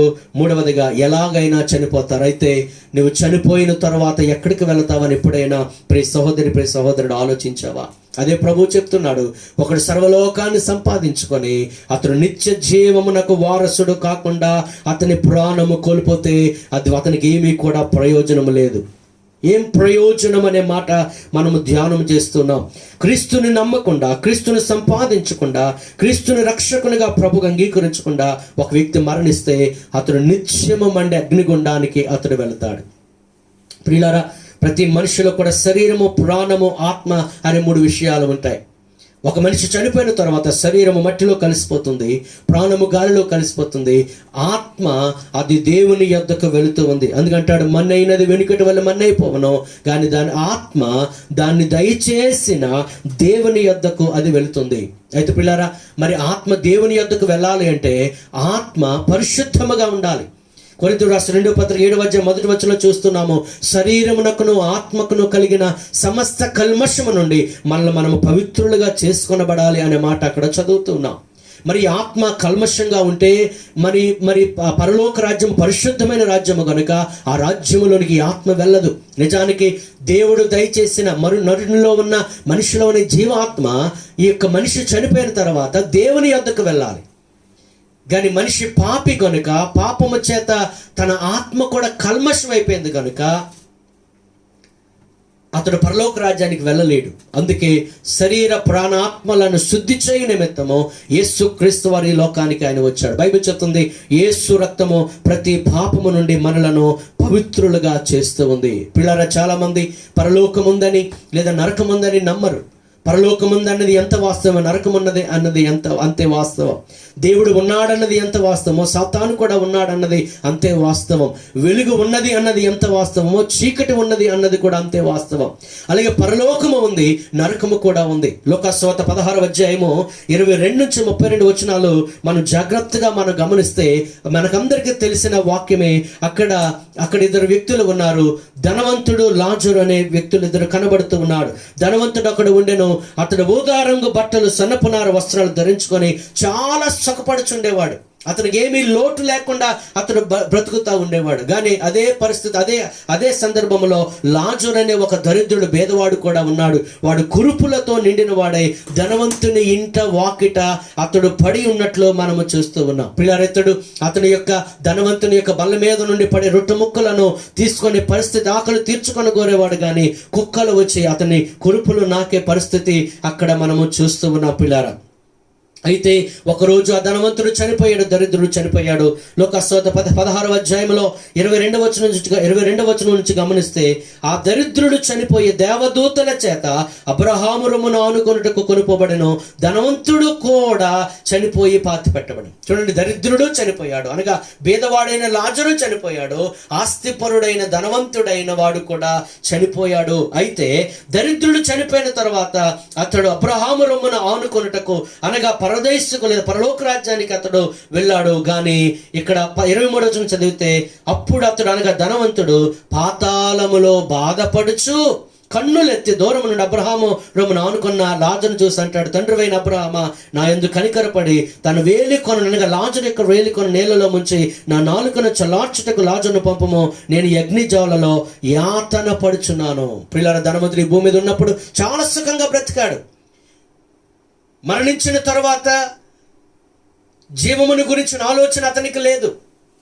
నరకానికి వెళ్ళిపోతాడేమో అన్న ఆలోచన లేదు. అతడు చనిపోయిన తరువాత పాతాళానికి, నరకానికి అతడు వెళ్ళిపోయాడు. అక్కడ యాతన పడుచున్నాడు. అది అగ్నిజ్వాల అని ఇక్కడ మనం చదువుతున్నాం. 24వ వచనం అంటాడు, ఈ అగ్నిజ్వాలలో నేను యాతన పడుచున్నాను. అబ్రహాము అంటాడు, ఇదిగో నీవు జీవిత కాలంలో సుఖం అనుభవించావు, కానీ లాజరు చాలా కష్టం అనిపించాడు. కానీ లాజరు ఇప్పుడు ఇక్కడ నెమ్మది పొందుతూ ఉన్నాడు. హల్లెలూయా. పరలోక రాజ్యం ప్రియులారా, నెమ్మదిగా ఉండే స్థలం అనగా ప్రశాంతంగా ఉండే స్థలం, సంతోషంగా ఉండే స్థలం, యుగములు తరతరములు దేవునితో ఉండే స్థలం. ఈ యొక్క భూమి ఆకాశములు గతించిపోయే కాలం వస్తుంది. ఈ యొక్క యుగము అంతమైపోయే కాలం వస్తుంది. ఈ నరు ఆయుష్ కేవలము కొన్ని సంవత్సరాలు మాత్రమే. మరి యుగములు తరతరములు నిత్యత్వములో దేవునితో నీవు గడపాలి అంటే, పరలోక రాజ్యానికి, మోక్ష రాజ్యానికి నీవు వెళ్ళాలంటే నీవు పాప క్షమాపణ పొందాలి. ఇక్కడ మనం ఆలోచన చేస్తే 28వ వచనము, అది వేదనకరమైన స్థలం. అక్కడ మనుషులు ఆ బాధను తట్టుకోలేక పండ్లు కొరుకుతుందరు. కానీ ఆ బాధ నుంచి అతడు ఏమాత్రము కూడా తప్పించుకునే పరిస్థితి కాదు. అంచేత నీవు బ్రతికి ఉండగానే నిర్ణయం చేసుకోవాలి, నీవు మోక్ష రాజ్యానికి వెళ్ళాలా లేదా నిత్యము మండి అగ్నిగుండముగా పిలవడే నరకానికి వెళ్ళాలా. అయితే నేను నరకము నుండి తప్పించే నిమిత్తమే యేసుక్రీస్తు ఈ లోకానికి వచ్చాడు. అందుకే అంటాడు, దేవుడు లోకమును ఎంతో ప్రేమించెను, కాగా తన ద్వితీయ కుమారునిగా పుట్టిన వాని యందు విశ్వాసముంచు ప్రతి వాడును నశింపక నిత్య జీవము పొందుటకు ఆయన అనుగ్రహించాడు. పిల్లరా, యేసు ద్వారా మాత్రమే నిత్య జీవం.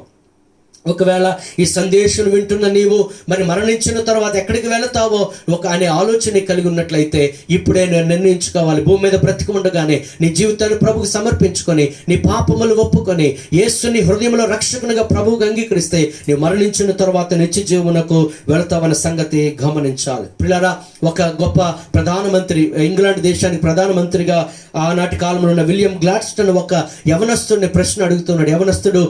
యవనస్తుని అడుగుతూ ఉన్నాడు, ఇదిగో నువ్వేం చేద్దాం అనుకుంటున్నావు అని అడిగితే అతను అన్నాడు, నేను లా చదువుతాను అన్నాడు. మరి ఆ తర్వాత ఏం చేస్తావు, ఆ తర్వాత ఏంటి అని అడిగితే, నేను తర్వాత కోర్టుకు వెళ్తాను అని అడిగాడు. అక్కడ నేను తర్వాత ఏం చేస్తావనంటే, నేను బాగా డబ్బు సంపాదిస్తానని చెప్పాడు. ఆ తర్వాత అని అడిగితే, నేను గొప్పవాడినై నేను పార్లమెంట్లో నేను ఒక సభ్యునిగా నేను ఎన్నిక చేయబడాలి అన్న ఆశ అని అన్నాడు. మరి ఆ తర్వాత అంటే నేను బాగా స్థిరపడాలి, నేను గొప్ప పేరు ప్రఖ్యాతులు సంపాదించాలని చెప్పాడు. మరి ఆ తర్వాత అని ఆ ప్రధానమంత్రి యవనస్తుని అడిగినప్పుడు అతడు ఆలోచన చేసి చెప్పాడు, నేను ముసలివాడిని అయిపోతానని చెప్పాడు. మరి మళ్ళీ అడుగుతూ ఉన్నాడేమో, ఆ తర్వాత ఏంటి అని అంటే ఆ యవనస్తుడు చెప్తున్నాడు, ఆ తర్వాత ఇంకేముంది, నేను చనిపోతాను అని అన్నాడు. వెంటనే ఆ ప్రధానమంత్రి అతను అడుగుతూ ఉన్నాడు, మరి ఆ తర్వాత అని అంటే ఆ యవనస్తుడు దానికి ఏమాత్రం కూడా సమాధానం చెప్పలేకపోయాడు. ప్రియులారా, అతని దగ్గర సమాధానం లేదు. ఆ తర్వాత అనగా మరణము తర్వాత కూడా ఒక జీవితం ఉంది, ఒక నిత్యత్వం ఉంది. ఆ వ్యక్తి అయితే నిత్య నరకము, లేకపోతే నిత్యము ఉండే పరలోక రాజ్యము. హల్లెలూయా.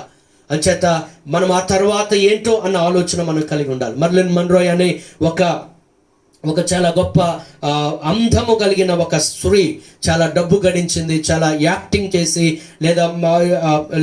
ఎంతో ధనాన్ని గడించింది. అటువంటి వ్యక్తికి డాక్టర్ బిల్లీ గ్రహం అనే గొప్ప దైవజనులు వెళ్ళి ఆమెకు సువార్త ప్రకటించిన ప్రయత్నం చేస్తున్నారు. అమ్మా, ఈ యొక్క పాప జీవితాన్ని విడిచిపెట్టు, యేసుక్రీస్తు రక్షకునిగా అంగీకరించమంటే వెంటనే ఆ యొక్క కుర్చీని అంతగా తన్ని ఆమె కోపంతో భయపడి, యేసు ప్రభు నాకు అవసరం లేదు, నీ యేసు ప్రభు నాకు అవసరం లేదని చెప్పింది. కానీ తర్వాత పిల్లరా, కొంతకాలమైన తర్వాత కొన్ని రోజులకే ఆమె మరణించినట్లు మనం చూస్తూ ఉన్నాం. ఆమె అనుకుంది, నా మరణం ఇప్పుడే సంభవించదు, నేను చాలా కాలం బ్రతుకు, ఇప్పుడే యేసుప్రభు నాకేం అవసరం లేదనుకుంది. కానీ ఆమె మరణించి నిత్యము అగ్నిగుండానికి వెళ్ళిపోయింది. ప్రియులారా, యేసు ద్వారా మాత్రమే నిత్య జీవం. ఈ కార్యక్రమము లేదా ఆరాధన కార్యక్రమం వీక్షిస్తున్న నీవు కానీ, లేదా నీ కుటుంబంలో ఎవరైనా కానీ, నీ బంధువులలో ఎవరైనా కానీ యేసునందు విశ్వాసం ఉంచకుండా ఉంటే ఇప్పుడే యేసునందు విశ్వాసం ఉంచండి. ఆయన ద్వారానే నిత్య జీవం. ఈ లోకంలో నువ్వు ఎంత సంపాదించినా ఉన్న పాటున నీవు మరణించినప్పుడు ఉన్న పాటున వాటన్నిటి కూడా నువ్వు విడిచిపెట్టి వెళ్ళవలసి ఉంది.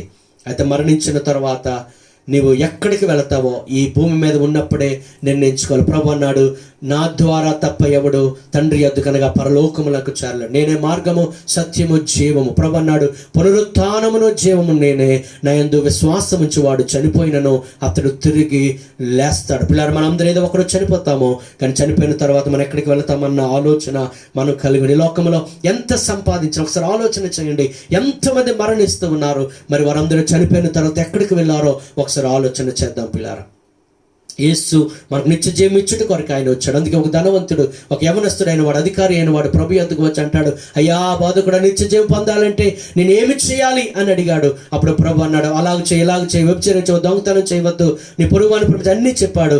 అప్పుడు అతను అంటాడు, యవనస్తుడు, నేను అన్నీ చేస్తున్నాను అని అంటాడు. అయితే ప్రభు అంటాడు, అయితే నీకు ఒకటి కొదువుగా ఉంది, నీ ఆస్తిని అమ్మి పేదలకు ఇచ్చి వచ్చి నన్ను వెంబడించు. పిల్లలు గమనించాలి, ఆ ధనవంతుడైన వాడు, యవనస్తుడు, అధికారి అయిన వాడు, అతను తెలుసు నేను ఏదో ఒకరోజు మరణిస్తాను, అయితే నిత్య జీవం ఎవరిస్తారని ప్రభు యొద్దకు వచ్చాడు. కానీ విచారకరమైన సంగతి, యేసు ప్రభు చెప్పిన మాట అతనికి నచ్చలేదు. ప్రభు అన్నాడు, నీవు వచ్చి నన్ను వెంబడించు. అంటే దాని అర్థము, యేసు ప్రభువుని వెంబడించిన వారికి నిత్య జీవము. ప్రియులారా, మరి ఆ యవనస్తుడు ముఖం చిన్నబుచ్చును వెళ్ళిపోయాడు. అతడు నిత్యత్వాన్ని లేదా నిత్య జీవాన్ని అతడు కోల్పోయినట్లు మనం గమనిస్తున్నాం. ప్రియ సహోదరి సహోదరుడా, మొదటిగా ఒక మనుష్యుడు సర్వలోకమును సంపాదించుకొని ఆత్మను పోగొట్టుకుంటే లేదా ప్రాణాన్ని పోగొట్టుకుంటే అతనికి ఏమీ ప్రయోజనం. అంచేత నీ ఆత్మని గురించిన ఆలోచన నీవు కలిగి ఉండాలి. ఇంకా అనేకమైన వ్యాధులు, వైరస్లు వస్తాయని మన వార్తలు వింటూ ఉన్నాం. పిల్లారా, అనేకమైన ఈ ప్రపంచం అల్లకల్లోలమైన పరిస్థితుల్లో రానున్న దినాల్లో అల్లకల్లోలమైన పరిస్థితులకి ఈ ప్రపంచం వెళ్ళిపోతూ ఉంది. అంచేత ఈ ఆయుష్, ఈ జీవితము శాశ్వతము కాదు అని మనం గమనించిన వారమై మనము యేసు ప్రభు రక్షకునిగా ప్రభువుగా అంగీకరించి నిత్య రాజ్యమునకు వారసులము అవుదాం. మొదటిగా, ఒకడు సర్వలోకమును సంపాదించుకొని తన ప్రాణాన్ని లేదా ఆత్మను పోగొట్టుకుంటే అతనికి ఏమి ప్రయోజనం లేదని మనం చూస్తున్నాం. రెండవదిగా మనం గమనిద్దాము, యాకోబు పత్రిక 2వ అధ్యాయము 14వ వచనాన్ని మనం చదువుకుందాం. యాకోబు పత్రిక 2వ అధ్యాయము 14వ వచనం. నా సహోదరులారా, క్రియలు లేనప్పుడు ఎవడైనను తనకు విశ్వాసము కలదని చెప్పిన ఎడల ఏమి ప్రయోజనము? అట్టి విశ్వాసము అతని రక్షింపగలదా? 20వ వచనము, వ్యర్థుడా క్రియలు లేని విశ్వాసము నిష్ఫలమైనదని తెలుసుకొనగోరుచున్నావా? 22వ వచనము, విశ్వాసము అతని క్రియలతో కూడి కార్యసిద్ధి కలుగజేసననియు క్రియల మూలముగా అతని విశ్వాసము పరిపూర్ణమైనదనియు గ్రహించుచున్నావు కదా. 26వ వచనము, ప్రాణము లేని శరీరం ఎలాగు మృతమో అలాగే క్రియలు లేని విశ్వాసము మృతం. చూడండి, ప్రాణము లేని శరీరం ఎలాగా నిష్ప్రయోజనమో, క్రియలు లేని విశ్వాసం కూడా నిష్ప్రయోజనం.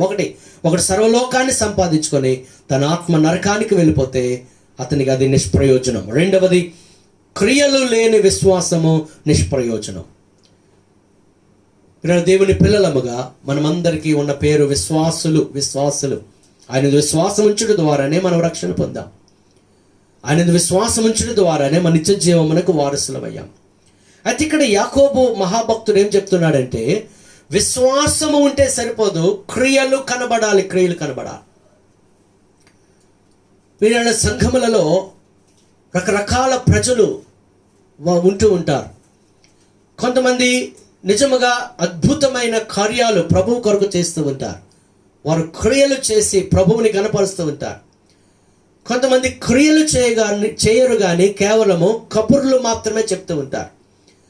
అంటే వారి యొక్క ఆలోచనలు లేదా వారి యొక్క చెప్పే కబుర్లు మనం వింటూ ఉంటే వారు ఎంతో విశ్వాసవీరుల వలె కనబడుతూ ఉంటారు. కానీ వారిలో ఏమాత్రము కూడా క్రియలు కనబడవు, సత్క్రియలు ఏమీ కనబడవు. అందుకే యాకోబు అటువంటి వారి గురించి అంటాడు, మీరు యొక్క విశ్వాసము క్రియలు లేనిదైతే అది నిష్ప్రయోజనం. ఎటువంటి క్రియలు అని అంటే పిల్లరా, ఇంకా మనం ఆలోచిస్తే 17వ వచనము, అలాగే విశ్వాసము క్రియలు లేనిదైతే అది ఒంటిగా ఉండి మృతమైనదగును. ఎంత విశ్వాసం ఉన్నా నీవు క్రియల ద్వారా నీ యొక్క విశ్వాసాన్ని కనుపరచకపోతే అది వ్యర్థమే. 26వ వచనంలో ఇందాక మనం చదువుకున్న, ప్రాణం లేని శరీరం ఎలా మృతమో క్రియలు లేని విశ్వాసము కూడా మృతమే. మరి ఎటువంటి క్రియలు అని మనం ఆలోచన చేస్తే 15వ వచనంలో ఏమంటున్నాడు, సహోదరుడైనను సహోదరి అయినను దిగంబరులై ఆనాటికి భోజనము లేక ఉన్నప్పుడు మీలో ఎవడైనను శరీరమునకు కావలసిన వాటిని ఇయ్యక సమాధానముగా వెళ్ళుడి, చలి కాచుకొనుడి, తృప్తి పొందుడని చెప్పిన ఏమి ప్రయోజనం. పిల్ల, ఈరోజు మన అంశము ఏం ప్రయోజనము. ఒక వ్యక్తిని యొద్దకు వచ్చాడు, అతడు దిగంబరుడై, లేదా ఆమె అంటాడు సహోదరుడైన దిగంబరులై, అనగా మంచి వస్త్రాలు వారికి లేవు, ఆనాటికి భోజనము వారికి లేదు. అటువంటి వారిని యొద్దకు వచ్చినప్పుడు నీకు కలిగినది వారికి ఇవ్వకుండా, వారికి కావలసినవి ఇవ్వకుండా నువ్వు సమాధానంగా వెళ్ళు, లేదా నీ కోసం ప్రార్థన చేస్తాను, లేకపోతే నువ్వు తృప్తిగా బ్రతుకు, చలి కాచుకొని చెప్పుకుంటే ఏమి ప్రయోజనము. అంటే అతడు విశ్వాసే కానీ అతని క్రియలు మాత్రము ఏమి మంచిగా లేవు ప్రియులారా. అంచేత గమనించాలి, ప్రతి ఒక్క విశ్వాసి కూడా సత్క్రియలు చేయవలసి ఉంది. మంచి కార్యాలు, మేలుతో కూడిన కార్యాలు చేయవలసి ఉంది. ఇక్కడ ఒక సత్యాన్ని మనం గమనించాలి, మనిషి క్రియల వలన రక్షణ పొందలేదు కానీ రక్షణ పొందిన వ్యక్తి తప్పనిసరిగా సత్క్రియలు చేయాలి. సత్క్రియలు చేయుట కొరకే ఆయన మనల్ని పిలిచాడు. ఒకసారి లేఖనాలు పరిశీలిస్తే, మీ దగ్గర బైబిల్ గ్రంథాలు ఉన్నట్లయితే గలతీయులకు రాసిన పత్రిక 2వ అధ్యాయము 8, 9, 10 వచనాలు ఒకసారి మనం ధ్యానించి. గలతీయులకు రాసిన పత్రిక 2వ అధ్యాయము 8, 9, 10 వచనాలు. గలతీయులకు రాసిన పత్రిక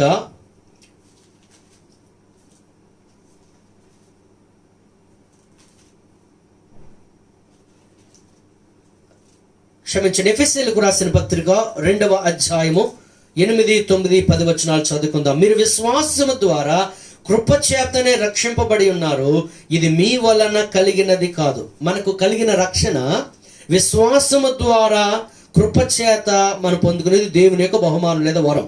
9వ వచనంలో, అది క్రియల వలన కలిగినది కాదు గనుక ఎవడును అతిశయపడవిల్లేదు. ఈ రక్షణ అనేది మన క్రియల వల్ల కాదండి, యేసుక్రీస్తు చేసిన కార్యము వలన, కలువరి శిలువలో ఆయన చేసిన రక్షణ కార్యము వలన, ఆయన తన రక్తమును చిందించే గొప్ప కార్యము వలన నీవు నేను రక్షణ పొందాం. దేవుని కృప వలన రక్షణ పొందాం. దాన్ని బట్టి మనం అతిశయించవలసిన వీలు లేదు. 10వ వచనం అంటాడు, మరియు వాటి యందు మనము నడుచుకొనవలెనని దేవుడు ముందుగా సిద్ధపరిచిన సత్క్రియలు చేయుటకై మనం క్రీస్తు యేసునందు సృష్టింపబడిన వారమై ఆయన చేసిన పని అయి ఉన్నాం. మళ్ళీ ఎందుకు చేశాడు అని అంటే, సత్క్రియలు చేయుట కొరకు ఆయన మనల్ని ఏర్పరచుకున్నాడు. అందుకంటాడు మన కొరకు సిద్ధపరిచిన సత్క్రియలు మనం చేయాలి. తీతుకు రాసిన పత్రిక ఒకసారి వెళ్దాము. తీతుకు రాసిన పత్రిక 2వ అధ్యాయములో కొన్ని మాటలు మనం చదువుకుందాం. 2వ అధ్యాయం 14వ వచనంలో, ఆయన సమస్తమైన దుర్నీతి నుండి మనల్ని విమోచించి సత్క్రియల యందు ఆసక్తి గల ప్రజలను తన కోసము పవిత్రపరచుకొని తన సొత్తుగా చేసుకొనుటకు తన్ను తానే మన కొరకు అర్పించుకొనెను. 3వ అధ్యాయము 2వ వచనము,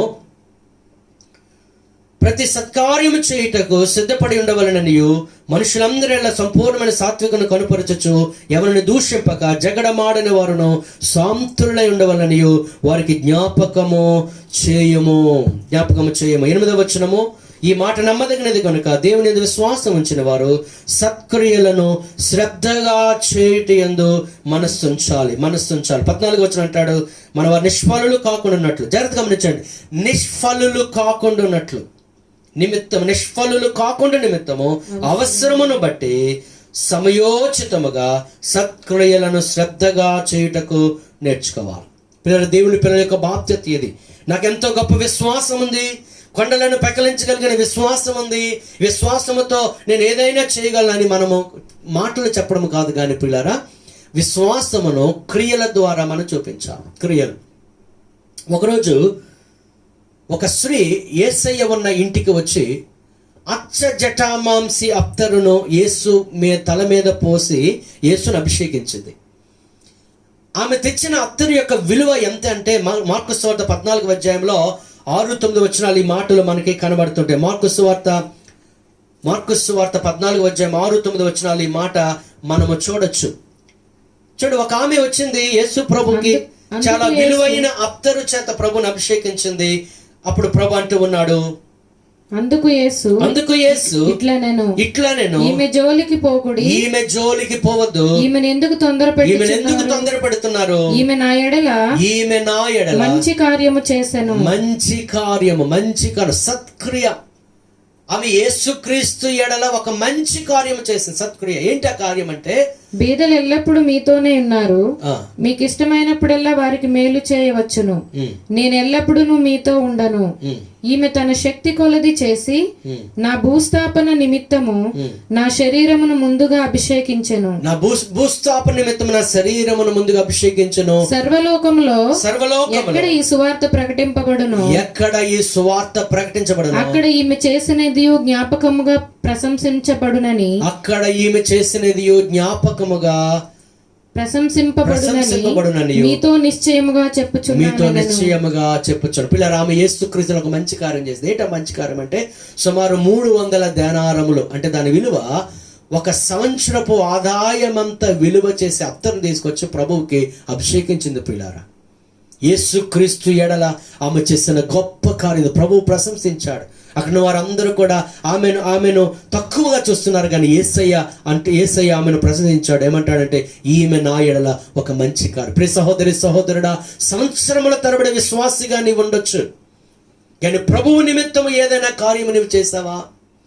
ప్రభువు సువార్త ప్రకటన నిమిత్తం ఏదైనా ఒక మంచి కార్యము చేసావా? నువ్వే సంఘమునకు వెళుతున్నావా? సంఘము నిమిత్తము ఏదైనా ఒక మంచి కార్యము నువ్వు చేసావా? ప్రభువు యొక్క రాజ్య వ్యాప్తి నిమిత్తం ఏదైనా మంచి కార్యము చేసావా? దేవుని మందిరము కొరకు నువ్వేదైనా ఒక మంచి కార్యము చేసావా? అక్కడ అంటున్నాడు, ఇదిగో ఇక స్వార్థ భూలోకమంతా ఎక్కడెక్కడ ప్రకటించబడుతుందో అక్కడ ఈమెను జ్ఞాపకం చేసుకుంటారు జనులని ప్రభు చెప్పాడు. పిల్లరా, ఒకరోజు నీవు నేను మరణించవచ్చు, కానీ నీవు నేను చేసిన మంచి క్రియలు మాత్రము కలకాలం నిలిచిపోతాయి. అంచేత పిల్లలు బ్రతికి ఉన్నప్పుడే మనం మంచి కార్యాలు చేయాలి, చెడు కార్యాలు కాదు, మంచి కార్యాలు. దేవుని ఎడల ఒక మంచి కార్యం. దావీదు అంటాడు, ఇదిగో నేను గొర్రెల దొడ్డిలో గొర్రెల కాపరిగా ఉన్నప్పుడు ప్రభువు నన్ను ప్రేమించి నన్ను తీసుకొచ్చి ఈ సింహాసనం మీద నన్ను కూర్చోబెట్టాడు, ఎంతగా నన్ను హెచ్చించబట్టకు నేను ఈ పాటి వాడను అంటూ తన కృతజ్ఞతగా అంటున్నాడు. పిల్లారా, నా దేవుని మందిరం ఎడల నాకు కలిగిన మక్కువ చేత నేను సంపాదించిన వస్తువులు, వెండి బంగారము నా ప్రభువు కొరకు, నా దేవుని మందిరం కొరకు ఇస్తానని చెప్పాడు. ప్రియ సహోదరుడా, ఇందాక మనం చదువుకున్నాము లోకాసువార్తలో, అతడు దేవుని ఎడల ధనవంతుడు కాక తన కొరకే సమకూర్చుకున్నాడు. ఈరోజు చాలా మంది తమ కొరకు సమకూర్చుకుంటూ ఉన్నారు, కానీ దేవుని కొరకు ఏమీ చేయడం లేదు. ఈరోజు ప్రభునితో మాట్లాడుతూ ఉన్నాడు. మొదటిగా దేవుని ఎడల ఒక మంచి కార్యం చేయాలి. రెండవదిగా నీ సేవకుల ఎడల ఒక సత్కార్యము చేయాలి. సేవకుల ఎడల ఏ కాపరి ద్వారా నీవు పోషించబడుతున్నావో, అనగా ఆత్మీయంగా పోషింపబడుతున్నావో, ఏ కాపరి ద్వారా నీకు కాపరి శ్రద్ధ అందుతుందో, ఏ కాపరి ద్వారా నీవు నడిపించబడుతున్నావో, ఆ సేవకుల ఎడల, సంఘ కాపరి ఎడల నువ్వు ఒక మంచి కార్యము చేయాలి. సారిపత్ అనే ఊరిలో ఒక విధవరాలు ఉంది. ఆ విధవరాలికి ఒకగానొక కుమారుడు ఉన్నాడు. వారు చనిపోవడానికి ముందు, లేదా వారు చనిపోవలసిన పరిస్థితి. ఎందుకు అనంటే వారి దగ్గర కొంచెము పిండి, కొంచెము నూనె మాత్రం ఉంది. వారు అనుకుంటూ ఉన్నారు, ఇదిగో ఇది ఆఖరి పిండి, ఆఖరి నూనె, దీనితో మనం రొట్టెలు చేసుకుని మనం తిని చనిపోదాంలే అని అనుకున్నారు. అంచేత ఆమె పుల్లలు వేరుటకు అక్కడికి వెళ్ళింది. అదే సమయంలో ఏలియా అనే ఒక దైవజనుడు అక్కడికి వచ్చాడు. ఇదంతా కూడా రాజుల మొదటి 17వ అధ్యాయంలో మనం చూడొచ్చు. ఏలియా అనే గొప్ప దైవజనుడు అక్కడికి వచ్చాడు. ఆ ఏలియా అనే దైవజనుడు దేవుడు పంపించాడు. అక్కడ సంభాషణ మనము అక్కడ చదివితే మనకు అర్థమవుతుంది. అమ్మా, నీవు రొట్టెలు చేసుకోగాని ఆ మొదటి అప్పమును నాకు తీసుకుని వచ్చి ఇవ్వు అన్నారు. మా దగ్గర కొంచెము పిండి, కొంచెము నూనె ఉంది, కానీ నువ్వు చెప్పినట్టు నేను వెళ్తానని వెళ్ళి ఆమె రొట్టెలు చేసుకొని ఉండగా మొదటి అప్పాన్ని తీసుకొచ్చి, మొదటి రొట్టెను తీసుకొచ్చి దైవజనుడని ఏలియాకి ఇచ్చింది. పిల్లారా, అక్కడ చదువుతున్నాము, అనేక దినములకు సరిపడినంత పిండి నూనెను దేవుడు అనుగ్రహించాడు. దేవుని స్తోత్రం కలుగునుగా. పిల్లలు, ఇది కట్టు కథ కాదు, ఇది జరిగిన వాస్తవం. బైబిల్ గ్రంథంలో రాయబడిన ప్రతి మాట కూడా వాస్తవమైనది. చాలా మంది అనుకుంటారు, దేవునికి ఇస్తే నాకు నష్టం, లేదా సేవకులకి ఇస్తే నాకు నష్టం అనుకుంటారు. పిల్లలు కాదు, దేవునికి కానీ, దేవునికి ప్రతినిధులుగా ఉన్న సేవకులకు కానీ మనం ఏమి చేసినా కూడా దేవుడు తగిన ప్రతిఫలం ఇస్తాడు. ఆ ఊరంతటిలో కరువు ఉంది, కానీ సారుపతి విధవరాలని తన కుమారుని కూడా పిల్లరా కొన్ని దినములు, కొన్ని సంవత్సరములు దేవుడు పోషిస్తూ వచ్చాడు. కారణం ఏంటనగా ఆమె సేవకుని ఎడల ఒక శ్రేష్టమైన మంచి కార్యము చేసింది. 2వ రాజుల గ్రంథం 4వ అధ్యాయంలో కూడా మరొక స్త్రీ కనబడుతుంది. ఆమె షూనేమీయురాలు. ఆమె ఏం చేసిందంటే, ఆ ఇంటికి తరచుగా ఒక దైవజనుడు వస్తున్నాడు. అతడు ఎవరనగా ఎలీషా, భక్తి కలిగిన దైవజనుడు. అతడు భక్తి కలిగిన దైవజనుడిని గమనించి తన భర్తతో మాట్లాడి ఆ దైవజనుడి కొరకు ఒక చిన్న గదిని కట్టించి, ఒక మంచమును, ఒక బల్ల, పీఠ, దీపస్తంభమును ఆ దైవజనుడి కొరకు ఏర్పాటు చేసింది. వీళ్ళు ఎంత గొప్ప ప్రేమ దైవజనుడి పట్ల. ఈరోజు దైవ సేవకులను ప్రేమించే వారు ఉంటున్నారు ఆ సంఘములో. ఆమె దైవజనుని ప్రేమించి దైవజను కొరకు గొప్ప కార్యం, ఒక మంచి కార్యము చేసింది. తత్ఫలితంగా దేవుడు గొప్ప అద్భుతం జరిగించాడు. తన భర్త ముసలివాడైనప్పటికీ దేవుడు గొప్పగా ఆ దంపతులను ప్రేమించి గొప్ప సంతానమును వారికి అనుగ్రహించాడు. పిల్లారా, దేవుని కొరకు, సేవకుల కొరకు మనం ఏం చేసినా అది దేవుడు ఊరికనే అది ఉంచుకొనక మరలా మనకు అనుగ్రహించే గొప్ప దేవుడు. అలాగే పిల్లారా, సేవకులకు చెందిన, దేవునికి చెందిన, దేవుడు ఎవరి కొరకైతే నియమించాడు ఆ దశమ భాగమును కూడా అది మనం చెల్లించవలసిన వారు వింటున్నాం. దశమ భాగం దేవుని సొమ్ము అని దేవుని యొక్క వాక్యంలో మనం చదువుతున్నాం. పిల్లారా, అంచేత ఇటువంటి భయంకరమైన దినములలో అనేక మంది ఈ యొక్క సంఘ కాపరులు లేదా సేవకులు చాలా దీన పరిస్థితుల్లో ఉన్న పరిస్థితి. మందిరాలు క్లోజ్ చేయబడి వారి యొక్క పోషణ కూడా కష్టమైన పరిస్థితి ఈరోజు అనేక మంది సేవకులకు ఉంది. అంచేత నీ యొక్క సొంత సంఘ కాపరిని ప్రేమిస్తూ వారిని నీవు చూస్తూ కూడా మరి ఆయా దైవ సేవకులు బాధల్లో ఉన్న వారిని కూడా పట్టించుకోవాల్సిన అవసరత ప్రతి విశ్వాసం మీద ఉందని నేను దైవ సేవకునిగా నేను తెలియజేస్తూ ఉన్నాను. పిల్లారా, బైబిల్ గ్రంథం చదువుతున్నాం, నూర్చెడి ఎద్దు మూతికి చిక్కము వేయవద్దు, ఆల కృత్యములు చేయవాడు ఆలయము వలన లేదా ఆలయ కృత్యము వలన అతడు జీవనము పొందాలని దేవుడు నియమించాడు. అంచేత మన నిర్లక్ష్యముగా ఉండక సేవకులకు మంచి కార్యం చేయాలి. రాజుల మొదటి గ్రంథం 18వ అధ్యాయము 3-4 వచనాల్లో చూస్తే యెజబెల్ అనేక మంది ప్రవక్తలను చంపించేసింది. పిల్లారా, కానీ అక్కడ ఒక భక్తి కలిగిన ఒక వ్యక్తి ఉన్నాడు. అతని పేరు ఒబద్య. అతడు 50 మంది సేవకులను గుహలో దాచిపెట్టి పిల్లారా 100 మందిని అతడు పోషించాడు. ఎంత అద్భుతమైన భక్తి పరుడు. ఈరోజు సేవకుల ఎడల ప్రేమ, సేవకుల ఎడల శ్రద్ధ కలిగిన వారు ఈరోజు ఎవరైనా ఉంటున్నారా అంటే మనము ఆలోచన చేయవలసి ఉంది. పిల్లారా, 1 దేవుని ఎడల మంచి కార్యము, 2 సేవకుల ఎడల మంచి కార్యము, 3 సంఘము ఎడల మంచి కార్యం. గలతీయులకు రాసిన పత్రిక 6వ అధ్యాయం 10వ వచనం మనం గమనిస్తే, గలతీయులకు రాసిన పత్రిక 6వ అధ్యాయము 10వ వచనము, కాబట్టి మనకు సమయం దొరికిన కొలది అందరి ఎడలను విశేషముగా విశ్వాస గృహమునకు చేరిన వారి ఎడలను మేలు విశ్వాస గృహం అనగా సంఘంలో ఉన్న వారికి కూడా మనం మేలు చేయాలి, మంచి కార్యాలు చేయాలి. ప్రియులారా, సంఘంలోని పేదల కొరకు, అందుకే కొంతమంది వచ్చి పాస్టర్ గారు ఇదిగో మన సంఘంలో ఇది బీదలకు మీరు అందజేయండి అని చెప్పినప్పుడు నేను చాలా సంతోషించాను. ఎందుకంటే వారికి బీదల పట్ల గొప్ప శ్రద్ధ ఉంది పిల్లారా. అంటే వాడు బీదలను కనికరించేవాడు, యెహోవాకు అప్పు ఇచ్చేవాడు, వాడు బీదలను కనికరించేవాడు, యెహోవాకు అప్పిచ్చేవాడు అన్నమాట మనము చదువుతున్నాం. దేవుడు వాడు చేసిన ఉపకారమునకు దేవుడు ప్రత్యుపకారము చేస్తాడు. బీదలను కటాక్షించబడు ధన్యుడు, అతడు యెహోవా చేత అతడు ఆపదలు ఉన్నప్పుడు తప్పించబడతాడన్న మాటలు కూడా మనం బైబిల్ గ్రంథంలో చదువుతున్నాం. చేత బీదలను కనికరించండి, బీదల సంఘంలో ఉన్న బీదల పట్ల కార్యాన్ని జరిగించండి. ఒకటి దేవుని సేవకుల పట్ల, దేవుని ఎడల, సేవకుల ఎడల, మూడవదిగా సంఘములో ఉన్న వారి ఎడల, ఆఖరుగా బీదల ఎడల కూడా మనము కార్యాలు. ఎంతమంది బీదల పిల్లలు ఆహారం లేని పరిస్థితి, సరైన వస్తువులు లేని పరిస్థితి, ఇటువంటి భయంకరమైన స్థితుల్లో బీదలకు మనము సహకరించవలసిన వారమై ఉంటూ ఉన్న పిల్లారా. ఒకటి, సర్వలోకమును సంపాదించుకుని తన ఆత్మ నరకానికి వెళ్ళిపోతే అదంతా నిష్ప్రయోజనం. రెండవది, విశ్వాసం ఉంది కానీ క్రియలు లేకపోతే అది నిష్ప్రయోజనము.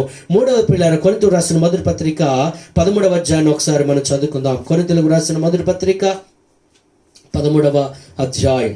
మనుషుల భాషలతోను దేవదూతల భాషలతోను నేను మాటలాడినను ప్రేమ లేని వాడనైతే మ్రోగిడి కొంచును గణగణలాడు తాళమున ఇందును. ప్రవచించు కృపావరము కలిగి మర్మములన్నీయు జ్ఞానమంతయు ఎరిగిన వాడనైనను కొండలను పెకిలింపగల పరిపూర్ణ విశ్వాసము గలవాడనైనను ప్రేమ లేని వాడనైతే నేను వ్యర్థుడను. బీదల పోషణ కొరకు నాస్తి అంతయు ఇచ్చినను కాల్చబడుటకు నా శరీరమును అప్పగించినను ప్రేమ లేని వాడనైతే నాకు ప్రయోజనమేమీ లేదు. ఏమి ప్రయోజనం అనే అంశాన్ని మనం ధ్యానం చేస్తున్నాం. ఒక వ్యక్తి మనుష్యుల భాషలతో, దేవదూతల భాషలతో మాట్లాడే వ్యక్తి, విశ్వాసి, అతనిలో ప్రేమ లేకపోతే అతనికి ఎన్ని వరములున్నా వ్యర్థమే. కొండలను పెకలించగలని విశ్వాసం ఉన్నా ప్రేమ లేకపోతే వ్యర్థమే. మర్మములు చెప్పే జ్ఞానం ఉన్నా ప్రేమ లేకపోతే అది నిష్ప్రయోజనమే. ఎందుకంటే బీదల పోషణ కొరకు ఆస్తంతా ఇచ్చేస్తాడు. నిజానికి బీదల మీద శ్రద్ధ కలిగి కాదు, గొప్ప కోసం, పేరు ప్రఖ్యాతుల కోసము ఈ వ్యక్తి ఇచ్చి ఉండొచ్చు, అతను ప్రేమతో ఇచ్చలేదు. అందుకంటాడు ఇవ్వలేదు, ప్రేమతో ఇవ్వలేదని మనం అక్కడ గమనిస్తున్నాం.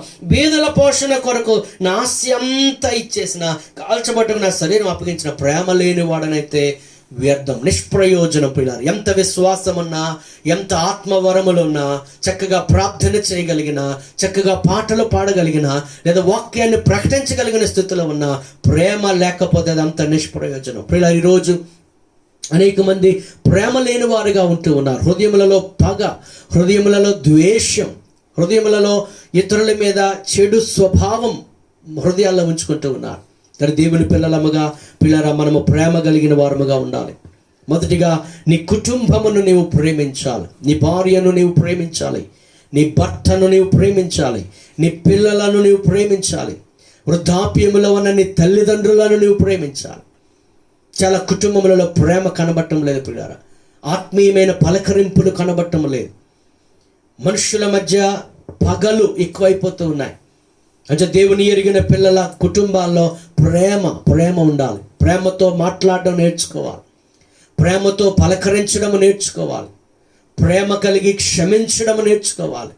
పిల్లలు తల్లిదండ్రులను గౌరవించడం నేర్చుకోవాలి.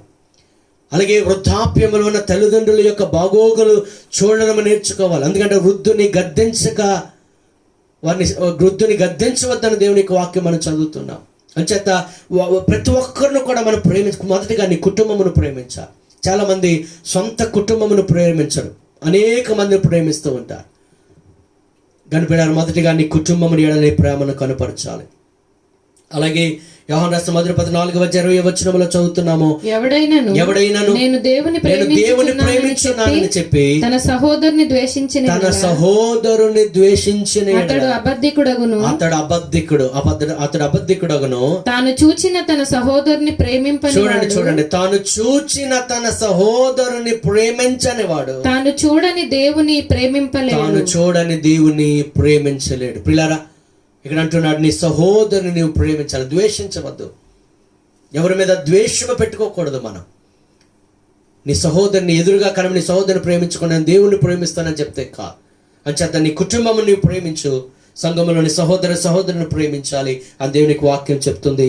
అలాగే పిల్లారా, కొరింథీ రాసిన మొదటి పత్రిక 13వ అధ్యాయంలో ఇక్కడ ప్రేమ యొక్క లక్షణాలు మనం ఇక్కడ చూస్తున్నాం. 4వ వచనం నుంచి, ప్రేమ దీర్ఘకాలము సహించును, దయ చూపించును, ప్రేమ మత్సరపడదు, ప్రేమలో మత్సరం ఉండదు, ప్రేమ డంబముగా ప్రవర్తింపదు, అది ఉప్పొంగదు, అమర్యాదగా నడువదు, స్వప్రయోజనమును విచారించుకొనదు, త్వరగా కోపపడదు, అపకారమును మనస్సులో ఉంచుకొనదు. అపకారమును మనస్సులో ఉంచుకొనదు. కొంతమంది అంటారు, నీవు చేసిన పని నాకు ఇప్పటికీ కూడా జ్ఞాపకం ఉంది, నేను అంత సులువుగా విడిచిపెట్టనంట.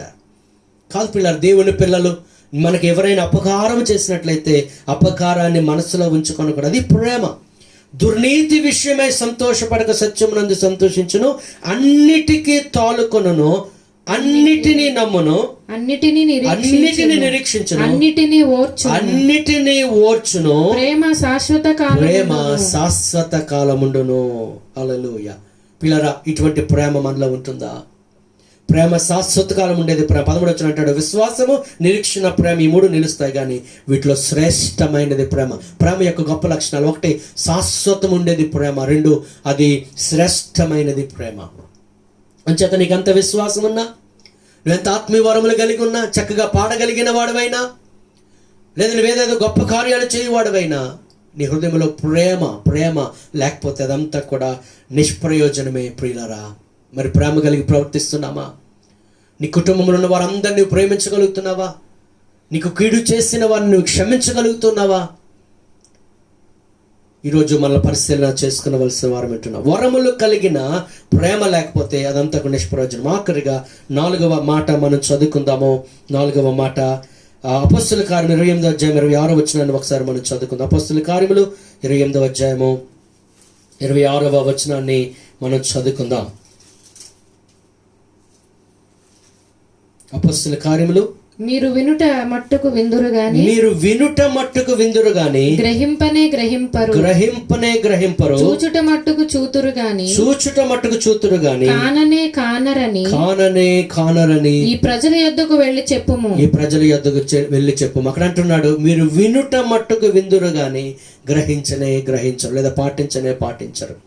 4వ మాట మనం నేర్చుకుంటున్నాము. ఏది నిష్ప్రయోజనం అయిపోతుంది, ఏ ప్రయోజనం అనే మాట మనం జ్ఞాపకం చేసుకుంటున్నాం. ఎంత వాక్యాన్ని మనం విన్నా దాన్ని పాటించకపోతే, దాన్ని అనుసరించకపోతే, దాన్ని గ్రహించి దానిని వెంబడించకపోతే, ఆచరించకపోతే, ఎంత వాక్యం విన్నా అదంతా నిష్ప్రయోజనమే. ప్రియులారా, ఒకవేళ ఈ బైబిల్ గ్రంథంను పూర్తిగా మనం చదివేసినా, లేదా ఎన్నోసార్లు ఈ కవర్ నుంచి ఆ కవర్ వరకు మనం చదివేసినా, ఈ పుస్తకములన్నీ కూడా మనం కంటతా పెట్టినా, వాక్యాన్ని పాటించకుండా ఉంటే అది నిష్ప్రయోజనమే. మత్తయి సువార్త 7వ అధ్యాయములో మనం 24 నుంచి 27 వచనాలు చదివితే 24 వచనం అంటాడు, కాబట్టి ఈ నా మాటలు విని వాటి చొప్పున చేయు ప్రతి వాడును బండ మీద తన ఇల్లు కట్టుకొనిన బుద్ధిమంతుని పోలి ఉండును. 26వ వచనము, మరి ఈ నా మాటలు విని వాటి చొప్పున చేయని ప్రతివాడు ఇసుక మీద తన ఇల్లు కట్టుకుని బుద్ధిహీనునే పోలి ఉండును. 2 వ్యక్తులు ఉన్నారు, అందులో ఒకడు బుద్ధిమంతుడు, మరొకడు బుద్ధిహీనుడు. బుద్ధిమంతుడు ఎవడనగా బండ మీద ఇల్లు కట్టుకున్నవాడు బుద్ధిమంతుడు. మీరు ఎలాగానంటే ఇతడు ఎటువంటి వాడంటే వాక్యము విని ఆ వాటి చొప్పున అతడు తూచా తప్పకుండా చేస్తాడు. అందుకే తన జీవితము బండ మీద కట్టబడిన ఇంటిని పోలి ఉంది. ఆ ఇంటి మీదకి తన జీవితం మీద తుఫాన్లు వచ్చిన, వరదలు అనగా శోధనలు, శ్రమలు వచ్చిన అతడు నిలుస్తాడు ప్రభువులో. మరొకడు నాడు ఇసుక మీద కట్టాడు. వీడు ఎవడనగా వాక్యము వింటాడు కానీ వాటి చొప్పున చేయడు. అంటే ఇసుక మీద కట్టబడిన ఇంటిని పోలి ఉన్నాడు కనుక అతని జీవితంలో శోధనలు, శ్రమలు, కష్టాలు కలిగినప్పుడు అతని జీవితము కూలిపోతుందంటాడు. ఆ విధంగా ఉంటే వరదలు వచ్చినప్పుడు లేదా వానలు కురిసినప్పుడు అతని యొక్క పాటు చాలా భయంకరంగా ఉంటుందని చదువుతున్నాం. పిల్లరా, నీ జీవితము, నీ కుటుంబము దేవుని వాక్యం మీద కట్టబడా. వాక్యం విని దాని చొప్పున చేయాలి. ఎన్ని వేల ప్రసంగాలు విన్నా నువ్వెంత పాటిస్తున్నావు అన్నది చాలా ముఖ్యం. పిల్లారా, ఈరోజు చాలా మంది వాక్యం విన్నట్టే ఉంటున్నారు కానీ దాన్ని పాటించడం, ఆచరణ పెట్టడం లేదు. నీకు 100 వాక్యములు తెలిసి నువ్వు ఏమీ పాటించకుండా ఉండే వ్యక్తి ఉండొచ్చు, లేదా కొన్ని వాక్యాలు 10 వాక్యాలు తెలిసి ఆ 10 వాక్యాలు కూడా తూచా తప్పకుండా భయభక్తులు కలిగి శ్రద్ధతో పాటించే వ్యక్తి ఉండొచ్చు. దేవుడు ఎవరిని మెచ్చుకుంటాడంటే వాక్యం ఎంత తెలిసినా పాటించిన వాడు కాదు, కొంచెం తెలిసి కూడా దాన్ని తూచా తప్పకుండా పాటించేవాడంటే దేవునికి ఇష్టం. అందుకంటాడు, ప్రభా ప్రభా అని పిలిచి ప్రతి వాడు పరలోక రాజ్యం ప్రవేశించడు కానీ తన తండ్రి చిత్త ప్రకారం చేయవాడే ప్రవేశించు. అనగా దేవుని చిత్త ప్రకారము, దేవుని వాక్య ప్రకారం చేయవాడే ప్రవేశిస్తాడు. మత్తయి సువార్త 13వ అధ్యాయంలో ఇక్కడ 4 రకాల నేలలు మనకు కనబడుతున్నాయి. అక్కడ ఒక విత్తువాడు విత్తనాలు విత్తడానికి వెళ్ళాడు. కొన్ని విత్తనాలు త్రోవ పక్కన పడ్డాయి, కొన్ని విత్తనాలు రాతి నేలలో పడ్డాయి, కొన్ని విత్తనాలు ముండ్ల పొదల్లో పడ్డాయి, కొన్ని విత్తనాలు మంచి నేలలో పడ్డాయి. త్రోవ పక్కన పడిన విత్తనాలు అక్కడ మనము దాని ఉపమాన భావం 18-23 వరకు మనం చూడవచ్చు. అతను అంటాడు, త్రోవ పక్కన విత్తనాలు పోలినవాడు ఎవడనగా వీడు కూడా వాక్యం వాక్యం వింటాడు కానీ అతడు గ్రహించడు. అందుచేత అపవాదిని సాతాను వచ్చి అతనిలో ఉన్న వాక్యాన్ని అనే విత్తనాన్ని తీసుకుని వెళ్ళిపోతాడు. అది నిష్ఫలమైపోతుంది. రాతి నేలబడిన విత్తబడిన వాడు ఎవడనగా వీడు కూడా వాక్యం వింటాడు కానీ సంతోషంతో అంగీకరిస్తాడు వెంటనే, కానీ అతను వేరు లేదు, పునాది లేదు, అసలైన విశ్వాసం లేదు. కనుక శ్రమ వచ్చినప్పుడు, హింస వచ్చినప్పుడు అతడు వాక్యం నిమిత్తం అభ్యంతరపడి అతడు కూడా నిష్ఫలుడైపోతాడు. మరి 3వ వ్యక్తి కనబడుతున్నాడు. ఇతడు ముండ్ల పొదలలో విత్తబడిన వానిని పోలిన వాడు. ఇతడు కూడా వాక్యం వింటాడు, కానీ ఐహిక విచారమును 22వ వచనము, ఐహిక విచారమును ధనమోసమున వాక్యం అణిచివేయను గనుక వాడు నిష్ఫలుడవును. ఏం ప్రయోజనం ఎంత వాక్యం వింటే? ముండ్ల పొదల వాక్యాన్ని అణిచివేశాయి. ఇక్కడ చూస్తే ఐహిక విచారము, ధనమోసము అనే ముండ్ల పొదలు చూస్తూ ఉన్నాం. లోకస్వార్థ 4:14 ఇదే మాట చెప్తుంటాడు, ఈ జీవన సంబంధమైన విచారములను చూస్తున్నాం. ఇదే మాట మార్కు సువార్త 4:19 అంటాడు, ఇతరమైన అపేక్షలు. వాక్యం వింటాడు. గమనించండి, వాక్యంలో లోపం లేదండి. వాక్యం శుద్ధమైనది, స్వచ్ఛమైనది. కానీ నేలలోనే సమస్య ఉంది. ఎంత వాక్యములు మనం విన్నా, ఎన్ని ప్రసంగాలు మనం విన్నా, మనలో మార్పు లేకపోతే, మనలో ఆచరణలో మనం పెట్టకపోతే పిల్లరా, అదంతా కూడా నిష్ప్రయోజనమే అనే సంగతి మనం గమనించాలి. కొంతమంది వాక్యం వింటారు, విన్నప్పుడు బాగుంది అని అనుకుంటారు, లేదా వాక్యం విన్నప్పుడు కొంతవరకు బాగానే ఉంటారు, కానీ వారు ముండ్ల పొదలలో వేయబడిన వారిని పోలిన వారు కనుక ఈ లోక సంబంధమైన ఐహిక విచారములు, ఏమి తినాలి, ఏమి త్రాగాలి, ఏమి ధరించుకోవాలి, ఈ లోకంలో ఏమి సంపాదించుకోవాలి, నేను ఎవరిని సంతోష పెట్టాలని లోక సంబంధంగానే ఆలోచించడం వలన వాక్యం ఏమైపోతుందంటే నిష్ఫలమైపోతుంది. వాక్యంలో లోటు లేదండి, లేదా వాక్యము బోధించే సేవకులలో లోటు లేదు, కానీ నేలలోనే లోటు ఉందని మనం గమనించాలి. పిల్లల సంవత్సరాల తరబడి దేవుని యొక్క వాక్యాన్ని వింటూ ఉన్నావో ఒకసారి ఆలోచన చేయి. వాక్యం విన్న తర్వాత నీ పద్ధతులు ఏమైనా మార్చుకున్నావా? నీ ప్రవర్తన ఏమైనా మారిందా? నీ మాట్లాడే తీరు ఏమైనా మారిందా? ఇతరులతో సంభాషించే, సహవాసం చేసే ఆ తీరులో ఏదైనా పద్ధతిలో ఏదైనా మార్పు వచ్చిందా? అలాగ మార్పు చెందకపోతే, నీవు రూపాంతర అనుభవంలోనికి వెళ్ళకపోతే, ఎంతగా మన వాక్యం విన్న పిల్లరా ఆ వాక్యం అంతా కూడా నిష్ఫలమైపోతుంది. గమనిస్తున్నాము, ఎంత వాక్యాన్ని విన్నా దాన్ని పాటించకపోతే ఏమి ప్రయోజనమో. ఒకసారి ఆలోచన చేయి ప్రియ సహోదరి, ప్రియ సహోదరుడా.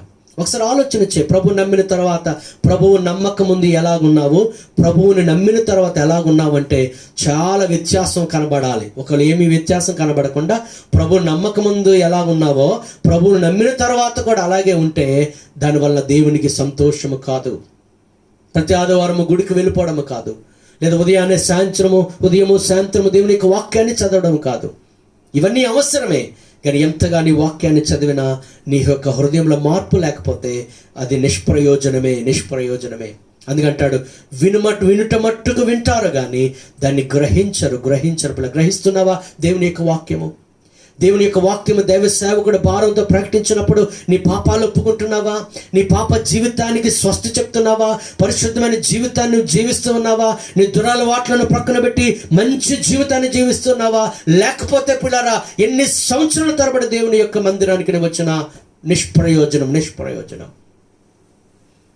అంచేత ముండ్ల పొదలకు అవకాశం ఇవ్వకుండా లోక సంబంధ విషయాలు నీకు భారం నీ మీద అవి అలుముకున్న కారణంగా వాక్యం నిష్ఫలమైపోతుంది. ఈరోజు అందుకంటాడు హెబ్రీ పత్రిక 12వ అంటాడు, ప్రతి భారము అలాగే సులువుగా చిక్కులు పెట్టే ప్రతి పాపాన్ని కూడా మనం విడిచిపెట్టి విశ్వాసం కర్త దాన్ని కొనసాగించేవాడైన యేసు వైపు మనం చూద్దాం. పిల్లరా, చాలా నిష్ప్రయోజనం అయిపోతున్నాయి, దేవుని మాటలు నిష్ప్రయోజనం అయిపోతున్నాయి. అంచేత గమనించి అది నిష్ప్రయోజనము కాకుండా దాన్ని మనం అనుసరిద్దాం, పాటిద్దాం. ఒకడు సర్వలోకమును సంపాదించుకొని తన ఆత్మను పోగొట్టుకుంటే లేదా ప్రాణాన్ని పోగొట్టుకోవడం అనగా ఆ ఆత్మ నిత్యమమైన అగ్నిగుండానికి వెళ్ళిపోతే ఏమి ప్రయోజనమో. రెండవది, విశ్వాసము ఎంతున్నా మంచి క్రియలు చేయకపోతే, క్రియలు లేని విశ్వాసము వలన ఏమి ప్రయోజనమో. మూడవది, ఆత్మవరములు ఎంత ఉన్నా ప్రేమ లేకపోతే ఏం ప్రయోజనము. ఆఖరిగా, దేవుని వాక్యాన్ని మనం ఎంత విన్నా ఆ వాక్యాన్ని పాటించకుండా, ఆ వాక్యాన్ని మనం అనుసరించకుండా ఉంటే ఏమి ప్రయోజనం. ఒకసారి ఆలోచన చేద్దాం, పరిశీలన చేసుకుందాం. దేవుడి మాటలను మన వినికిడిలో దీవించునుగాక. దయచేసి అందరూ కూడా తల్ల వంచండి, కళ్ళు మూసుకునండి. ఈ సమయంలో ప్రార్థన చేసుకుందాం, మన హృదయములను పరిశీలించుకుందాం. దేవా, ఈరోజు మాతో మీరు మాట్లాడారు తండ్రి. మేము నాయన ప్రభు నిష్ప్రయోజనమైన వారుగా మేము ఉండకూడదు. మేము చేసే పనులు ప్రయోజనము లేనివిగా ఉండకూడదు ప్రభువా. ఇది ఎందుకు నిష్ప్రయోజనం అయిపోతుందో, ఏమి నిష్ప్రయోజనమో ఈరోజు మాతో మాట్లాడావు తండ్రి. మేము నిష్ప్రయోజకులుగా ఉండకూడదు, మేము చేసిన పని నిష్ప్రయోజనమైనదిగా ఉండకూడదు ప్రభువా. మేము చనిపోయిన తర్వాత నరకానికి వెళ్ళకూడదు ప్రభు. నిత్యముండే అగ్నిగుండమునకు మేము వెళ్ళకుండా నిత్యము ఉండే నిత్య సంతోషం ఉండే నిత్య జీవము కలిగిన ఆ పరలోక రాజ్యానికి వెళ్ళాలి ప్రభువా. ప్రార్థన చేయండి పిల్లలు. నీలో విశ్వాసం ఉందని చెప్తున్నావు, మంచి క్రియలు ఏమైనా చేస్తున్నావా? నీవు గుండెల మీద చేయి వేసుకొని నీ ప్రభుని నమ్మిన తర్వాత దేవుని కొరకు చేసిన ఒక ఘనమైన కార్యం ఏదైనా ఉందా? సేవకుల పట్ల నువ్వు చేసిన ఘనమైన కార్యం, మంచి కార్యం ఏదైనా ఉందా? సంఘము పట్ల నువ్వు చేసిన ఒక కార్యం ఏదైనా ఉందా, మంచి కార్యము? అలాగే పేదల పట్ల ఏమైనా చేస్తూ ఉన్నావా? ఎంత విశ్వాసం ఉంటే ఏమి ప్రియులారా, మనము మాటలతో కాక క్రియలతో మనము దేవుని కనపరచవలసి వారించున్నాం. మూడవదిగా, నీకెన్ని వరములు ఉన్నా ప్రేమ కలిగిన జీవితం లేకపోతే, నీ కుటుంబమును నువ్వు ప్రేమిస్తూ ఉన్నావా? నీ భార్యను ప్రేమిస్తున్నావా? నీ భర్తను మనస్ఫూర్తిగా నువ్వు ప్రేమించగలుగుతున్నావా? నీ బిడ్డలను ప్రేమిస్తున్నావా? నీ తల్లిదండ్రులను ప్రేమిస్తున్నావా? పిల్లలారా, మీ తల్లిదండ్రులతో మీరు ఎలాగో మాట్లాడుతూ ఉన్నారు? వారిని గౌరవిస్తూ మాట్లాడుతున్నావా? పిల్లలుగా మీ తల్లిదండ్రులకు మిమ్మల్ని బట్టి సంతోషమా లేదా దుఃఖమా? ఒకసారి ఆలోచన చేయండి. ప్రేమించండి కుటుంబమును. జ్ఞాపకం చేసుకుందాం. ఈరోజు ఒకవేళ ఎవరినైనా బాధపడితే ఇప్పుడే క్షమించమని అడుగు. ప్రేమను మరలా సంపాదించుకోండి మీ కుటుంబంలో. అలాగే మీ సేవకులను ప్రేమించండి, సంఘాన్ని ప్రేమించండి, బీదలను ప్రేమించండి. ఆఖరిగా చదువుతున్నాం, వాక్యము ఎంతగా మనం చదివినా విన్నా దాన్ని పాటించడం నిష్ప్రయోజనం. ఈరోజు తీర్మానం చేసుకుని, ప్రభువా నీ వాక్యాలు వింటున్నాను తండ్రి, సమాధానంగా ఉండమని చెప్తున్నా కానీ ఉండటం లేదు ప్రభువా. పరిశుద్ధంగా ఉండమని నీ వాక్యం చెప్తుంది కానీ ఉండటం లేదు ప్రభు. అయినా మంచి కార్యములు చేయమని వాక్యం చెప్తుంది కానీ మేము చేయటం లేదయ్యా. ప్రార్థన చేయమని వాక్యం చెప్తుంది, మేము చేయటం లేదు తండ్రి అని క్షమించని ప్రభు అన్నాడు. దేవుని యొక్క వాక్యం ఏదైతే చెప్పిందో ఆ వాక్యాన్ని నువ్వు పాటించాలని ప్రభు కోరుకుంటున్నాడు. అది నిష్ప్రయోజనం అవ్వకూడదు. దేవుని యొక్క వాక్యము ముండ్ల పొదలు అనగా ఐహిక విచారములకు నువ్వు చోటివ్వద్దు. ఈ లోక సంబంధమైన ఆలోచనలు, ఏమి తినాలి, ఏమి త్రాగాలి, ఏమి ధరించుకోవాలి, ఈ శరీరాశ, నేత్రాశ, జీవపు డంబము గురించి ఆలోచన చేయవద్దు. ముండ్ల పొదలు వాక్యాన్ని అణిచివేస్తున్నాయేమో. భూ సంబంధమైన వాటి మీద మనసు పెట్టకుండా ఆత్మ సంబంధమైన, పరలోక సంబంధమైన వాటి మీద మనసు పెట్టవలసిందిగా కోరుతున్నాను. ప్రార్థన చేసుకుందాం. దయచేసి అందరూ కూడా ప్రార్థనలో ఏకీభవించండి. ప్రేమ కలిగిన మా తండ్రి, కృప కలిగిన మా ప్రభువా, ఈరోజు నీ వాక్యం ద్వారా మాతో మాట్లాడావు.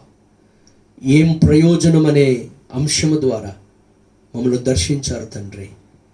ఏ ఒక్కరు నశించిపోకూడదని నీ కుమారుడైన యేసు క్రీస్తు నీ లోకానికి పంపించావు. ఆయన మా కొరకు కలువరి శిలువలో రక్తము చిందించడం ద్వారా మాకు పాప క్షమాపణ, నిత్య జీవము వాగ్దానం చేయబడింది ప్రభువా. ఎవరైతే యేసునందు విశ్వాసం ఉంచుతారో, యేసుని వెంబడిస్తారో వారికి నిత్య జీవం అన్నావు తండ్రి.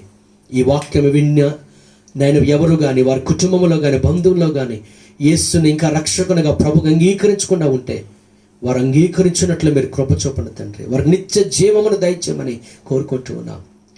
నమ్మి బాప్తీసం పొందిన వాడు రక్షించబడును, నమ్మని వానికి శిక్ష విధించబడును అన్న మాట ప్రకారము ఏ ఒక్కరు శిక్షలో అనగా నరక శిక్షకు వెళ్ళకూడదని నీ ప్రణాళిక కనుక ప్రతి ఒక్కరిని జ్ఞాపకం చేసుకోండి. ఈ వాక్యం వింటున్న వారు ఇప్పుడే నేను వారు తీర్మానం చేసుకున్నట్లు సహాయం చేయండి ప్రభువా. అలాగే మా క్రియల ద్వారా మా విశ్వాసాన్ని కనుపరచు వారముగా, మేము ప్రేమ కలిగిన వారుగా ఉండటకు సహాయం చేయండి తండ్రి. నీకు వందనాలు ప్రభువా. నీ వాక్యము వింటూ దాన్ని పాటించినట్లు అక్కడ 100 60 30 ఫలం పొందుకున్నట్లు మేము వాక్యం వింటున్నాము కానీ పాటించకపోతే తండ్రి అదంతా వ్యర్థము కనుక విన్న ప్రతి ఒక్కరు నీ వాక్యాన్ని పాటించేవారుగా ఉన్నట్లు కృప చూపమని ఈ వాక్యము మా అందరి హృదయాల్లో ఫలింపచేయండి ప్రభా. ప్రతి సేవకులను ప్రతి సంఘములను మీరు దీవించండి. నీ ఆదరణ, నీ యొక్క భద్రత అనుగ్రహించండి. అలాగే మా యొక్క నాయన దేశమును అలాగే ప్రపంచంలో దేశాలను కనుకరించండి తండ్రి. కరోనా వైరస్ను నాయన మీరు త్వరలో నిర్మూలన చేయమని కోరుకుంటున్నాం. కరోనా వైరస్ వల్ల మరణించిన వారి కుటుంబాలకు ఆదరణ దయచేయండి. ఈ వైరస్ చేత బాధపడుతున్న వారికి విడుదల, స్వస్థత అనుగ్రహించండి. కష్టపడి ప్రయాసపడుతున్న మా నాయకుల కొరకు, వైద్యుల కొరకు, అలాగే నేను పోలీస్ డిపార్ట్మెంట్ వారి కొరకు, శానిటేషన్ డిపార్ట్మెంట్ వారి కొరకు, నేను ప్రభా వ్యక్తుల కొరకు నేను ప్రార్థిస్తున్నాం తండ్రి. వారికి కావాల్సిన భద్రత మీరు అనుగ్రహించండి. నీ కృప కొరకు కనిపెడుతున్నాం. ఈ వాక్యమైన ప్రతి ఒక్కరిని పేరు దీవించి వారి జీవితంలో ఎటువంటి అక్కర్లు ఉన్నాయో, వారి కుటుంబంలో ఎటువంటి అక్కర్లు ఉన్నాయో ఏస్తున్నాములు ఐశ్వర్యం చెప్పని తీర్చమని కోరుకుంటూ ఏస్తున్నామమున ఈ ప్రార్థన అడిగి వేడుకొనుచున్నాము మా పరమ తండ్రి, ఆమేన్. మన పరమ తండ్రి అయిన దేవుని ప్రేమ, మన ప్రభువును రక్షకుడైన యేసుక్రీస్తు వారి యొక్క కృప, పరిశుద్ధాత్మని యొక్క అన్యోన్య సహవాసము, సమాధానము, సంతోషము సకల పరిశుద్ధులకు, ప్రతి సంఘమునకు, సేవకులకు సదాకాలము తోడయుండి నడిపించును గాక. ఆమేన్, ఆమేన్. యేసు రక్తమే జయం, ప్రభు యేసు రక్తమే జయం. యేసు నామమునకు సంపూర్ణ విజయము కలుగును గాక. Amen, amen. Praise the lord. దేవుడు మిమ్మల్ని దీవించును గాక. పిల్లరా, ఈ వాక్య సందేశాలు మరి తదుపరిగా వచ్చే వాక్య సందేశం మీరు వినాలంటే తప్పనిసరిగా ఈ యొక్క యూట్యూబ్ ఛానల్ని సబ్స్క్రైబ్ చేసుకోనండి. తర్వాత వాక్య సందేశాలు మీకు అది నోటిఫికేషన్గా రావడానికి అవకాశం ఉంటుంది. దయచేసి గమనించవలసిందిగా కోరుతున్నాను. మరి అధికముగా దేవుని వాక్యాన్ని ధ్యానం చేయండి, అధికంగా ప్రార్థన చేయండి, ప్రభువు కొరకు ఘనమైన కార్యాలు చేయుటకు సిద్ధపడండి. దేవుడు మిమ్ములను, మీ కుటుంబాలను బహుగా ఆశీర్వదించునుగాక. God bless you and God bless your family. Amen.